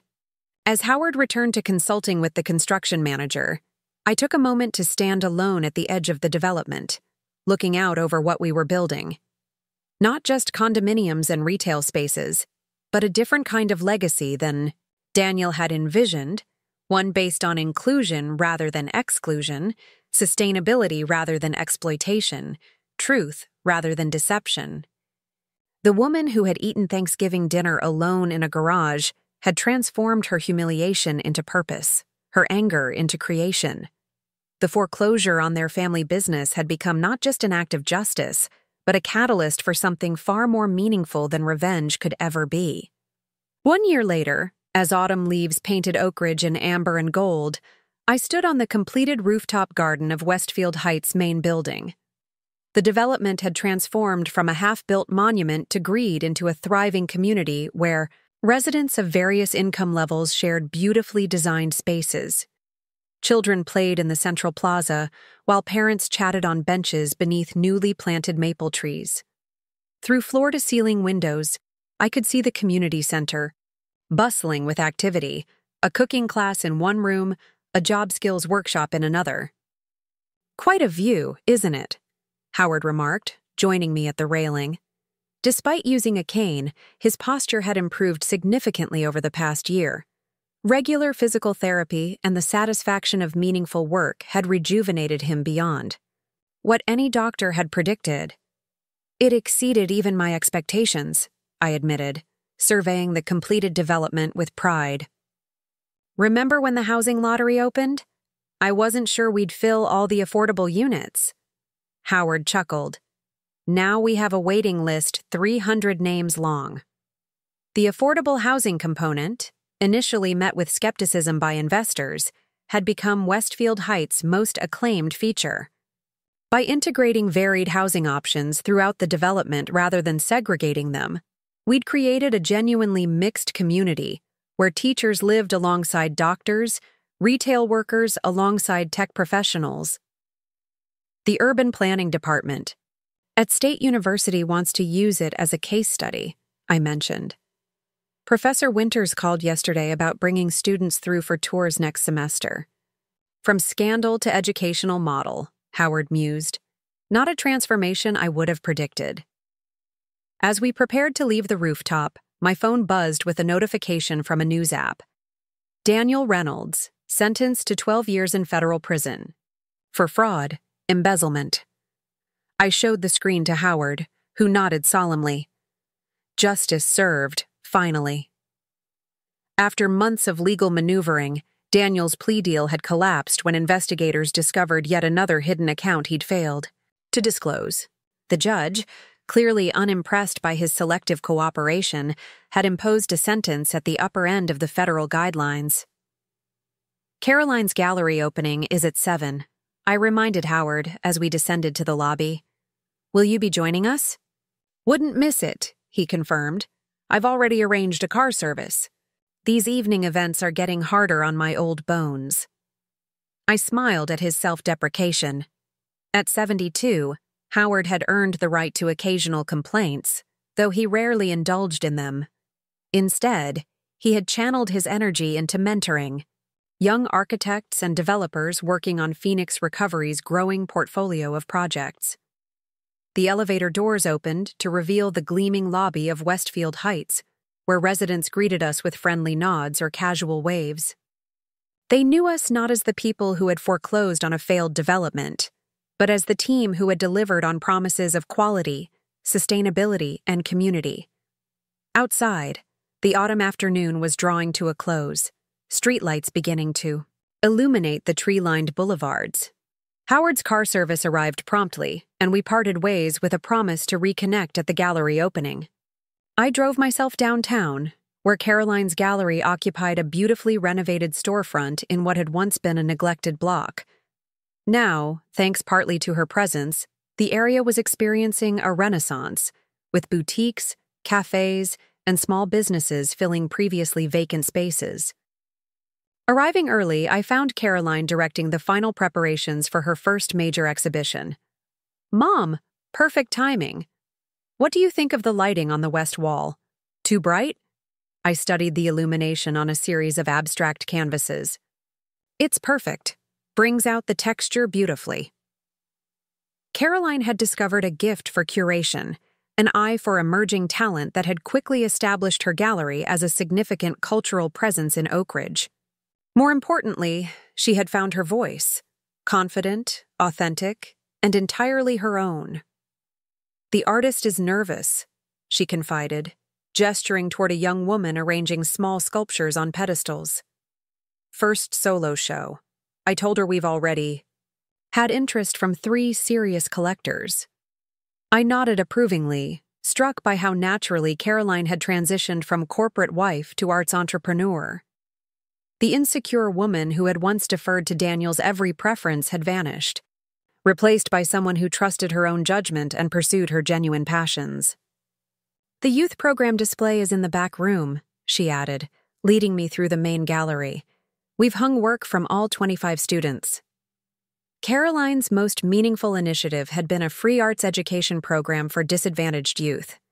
Twice weekly, local teens gathered at the gallery to learn from professional artists, creating work that frequently stunned viewers with its raw emotional power.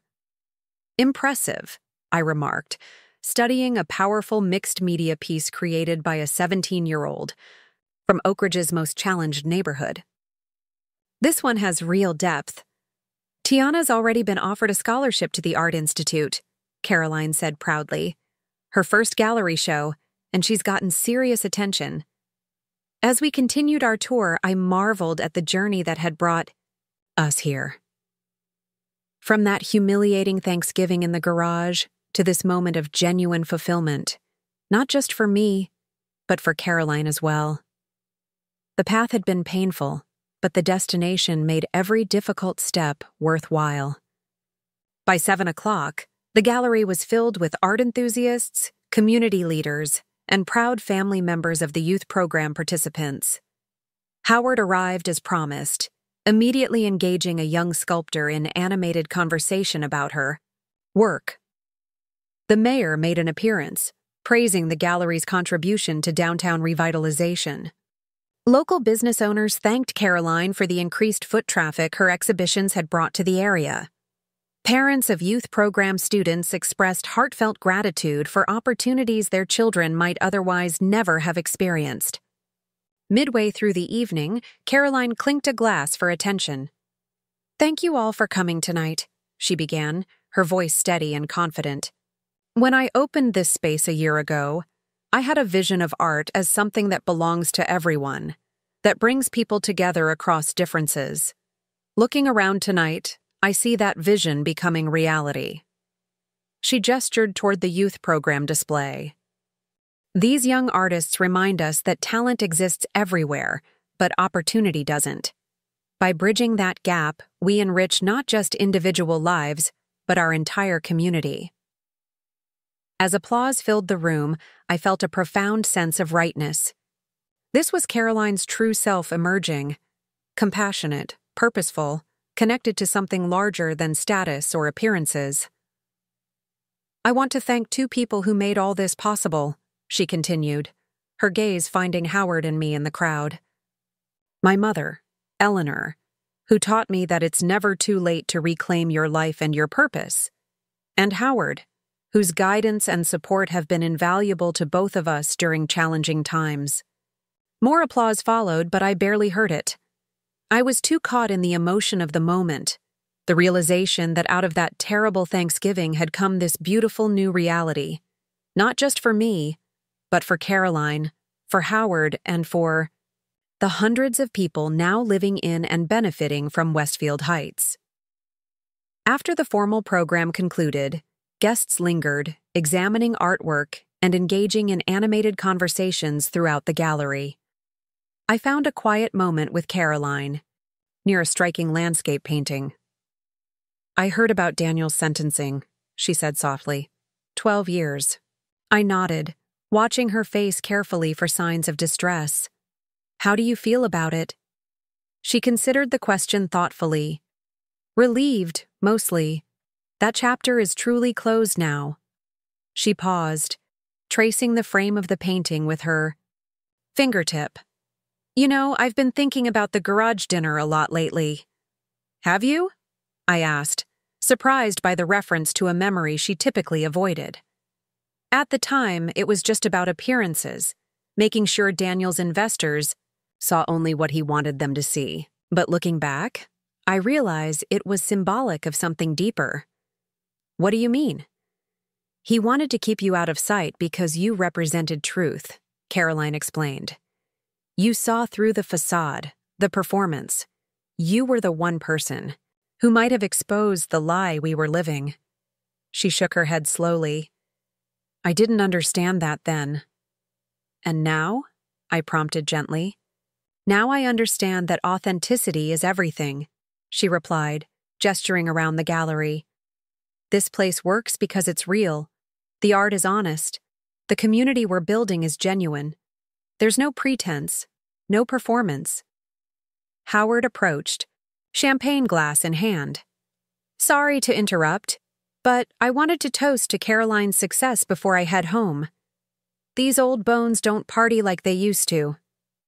We clinked glasses, the 3 of us forming an unlikely family unit forged in the aftermath of betrayal and collapse. "To new beginnings," Howard offered. "To truth over appearances," Caroline added. "To the unexpected gifts that come from our greatest challenges," I concluded.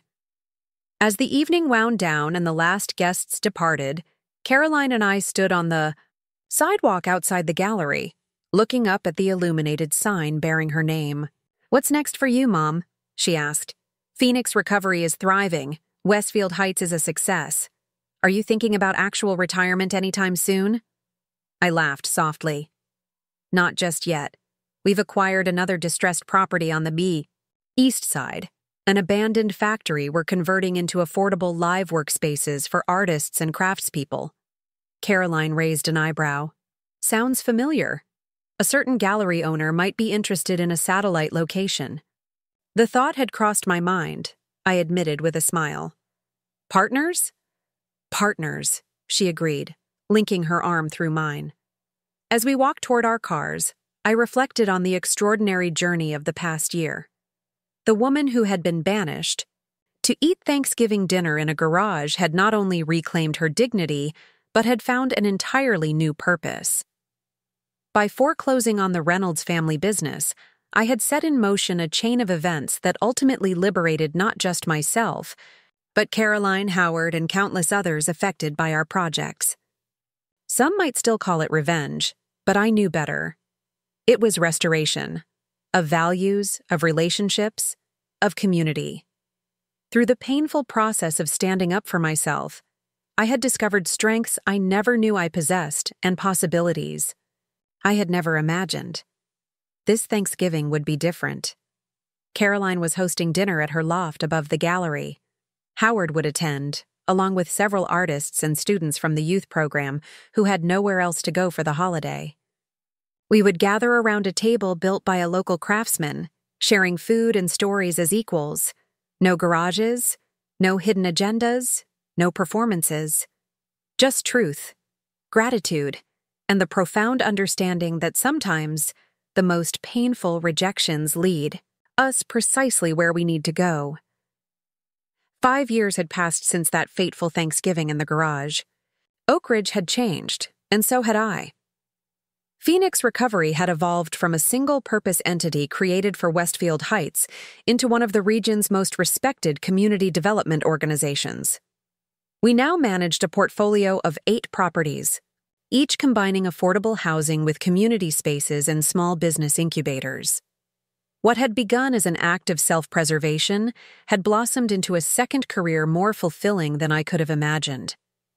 Today, I stood at the edge of our newest project, a former textile factory transformed into mixed-income housing and workspaces. The grand opening ceremony had drawn hundreds of community members, local officials, and media. The mayor had just finished cutting the ribbon, and visitors were now exploring the renovated space, admiring the preserved industrial architecture blended with modern sustainable features. "You should be proud," a familiar voice said beside me. It was Jessica Torres, the Oakridge Enterprise journalist who had covered the Reynolds construction scandal from its beginning. She had since become a respected business reporter known for holding corporations accountable. "It's a team effort," I replied, watching a group of children discover the courtyard playground. "Phoenix Recovery may have started with me, but it's grown well beyond one person's vision." Jessica nodded, jotting notes in her small, leather-bound notebook. "Still, quite a journey from that Thanksgiving dinner in the garage. Mind if I ask how that experience changed you?" I considered her question carefully.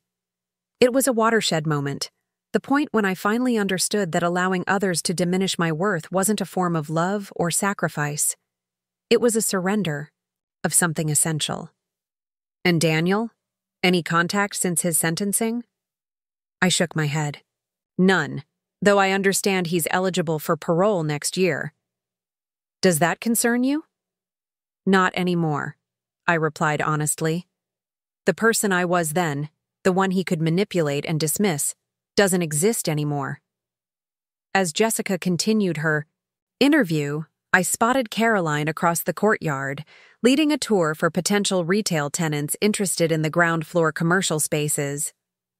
At 38, my daughter had grown into a formidable businesswoman while maintaining the artistic sensibility that had first drawn her to gallery work.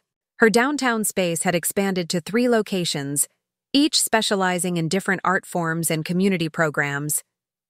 The divorce from Daniel had been finalized years ago, and with it, Caroline had reclaimed not just her maiden name, but her authentic self. She had recently started dating again, cautiously, thoughtfully, a composer who taught music in underprivileged schools. Unlike Daniel, He valued Caroline for her mind and heart, rather than her appearance or social connections. After finishing, with Jessica, I made my way through the building, greeting community partners and residents who would soon move into the affordable units. Among the crowd, I spotted Howard, now using a motorized wheelchair but still sharp as ever at 77. He was deep in conversation with two architecture students interning with Phoenix Recovery, gesturing animatedly as he explained some design principle. Howard caught my eye and motioned me over. "Eleanor, these young people didn't believe that the community garden was my suggestion," he said with mock indignation. "Tell them I occasionally have good ideas." I laughed, playing along. Once every decade or so, he gets it right. The students grinned, clearly charmed by the banter between us. Over the years, Howard and I had developed a friendship that surprised us both, born from shared trauma, but sustained by mutual respect and complementary skills. Though he had no official role at Phoenix Recovery, he remained a valued advisor and mentor to our expanding team. "They're going to help with the vertical garden installation next week," Howard explained. "I've been sharing some of the lessons we learned at Westfield Heights." The mention of Westfield Heights brought a smile to my face. Our first major project had become something of a legend in urban planning circles, a case study in how to transform a troubled development into a thriving community. Property values had stabilized at sustainable levels, businesses in the commercial spaces were flourishing, and the community center hosted everything from job fairs to citizenship classes. As the afternoon wore on, I found a quiet moment to step away from the crowds and reflect. 5 years ago, when I had sat alone in that cold garage with a plate of lukewarm turkey, I could never have predicted this outcome. The humiliation and betrayal had seemed like an ending, the final severing of family bonds I had spent decades nurturing. Instead, it had been a beginning. The garage incident had awakened something dormant inside me, a fierce determination not just to survive, but to thrive on my own terms. In foreclosing on the Reynolds family business, I hadn't simply enacted revenge. I had reclaimed my power and redirected it toward creation rather than destruction. My phone buzzed with a text from Caroline. "The mayor wants photos with us and Howard by the main entrance. Where are you?" I texted back that I'd be there in a moment, then took one last look around the converted factory. Sunlight streamed through the original clear-story windows, illuminating the common area where residents would soon gather for meals, meetings, and celebrations. Unlike the exclusive spaces Daniel had envisioned at Westfield Heights, this was a place designed for connection across differences: economic, cultural, generational. As I walked toward the entrance, I passed a wall where community members had written their hopes for the building. One comment in particular caught my eye. "A place where everyone has a seat at the table." The phrase resonated deeply. That was exactly what had been denied to me that Thanksgiving: a seat at the table, recognition of my basic dignity and worth.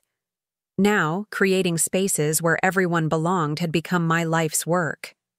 The annual Thanksgiving tradition Caroline and I had established had grown each year, expanding to include not just Howard, but residents from our developments, gallery artists, youth program participants, and others who might otherwise spend the holiday alone. We had outgrown Caroline's loft and now held the celebration in the Westfield Heights Community Center, where long tables accommodated nearly 100 guests of all ages and backgrounds. There were no assigned seats, no hierarchy, no judgment, just shared food and genuine conversation. Everyone contributed what they could, whether an elaborate dish from a family recipe or simply an extra set of hands for cleanup. What mattered wasn't the perfection of the presentation, but the authenticity of the connection. As I joined Caroline and Howard for the photos, I felt a profound sense of gratitude wash over me. The garage dinner, painful as it had been, had ultimately delivered me to this purposeful new chapter. By standing up for myself that day, by refusing to accept disrespect any longer, I had set in motion a transformation far more profound than mere revenge. Daniel had banished me to the garage because he saw me as inconvenient, irrelevant to his carefully curated image. In doing so, he had inadvertently released me from the constraints of others' expectations and freed me to discover my own untapped potential. 5 years later, the woman who had eaten alone among garden tools and old paint cans now stood at the center of a community she had helped create, not as a victim seeking justice, but as a builder crafting something meaningful from the rubble of betrayal. Sometimes, I reflected as the camera flashed, our greatest pain leads us to our greatest purpose. And sometimes, being excluded from someone else's table is exactly what we need to build a better, more inclusive one of our own. Up next, you've got 2 more standout stories right on your screen. If this one hit the mark, you won't want to pass these up. Just click and check them out.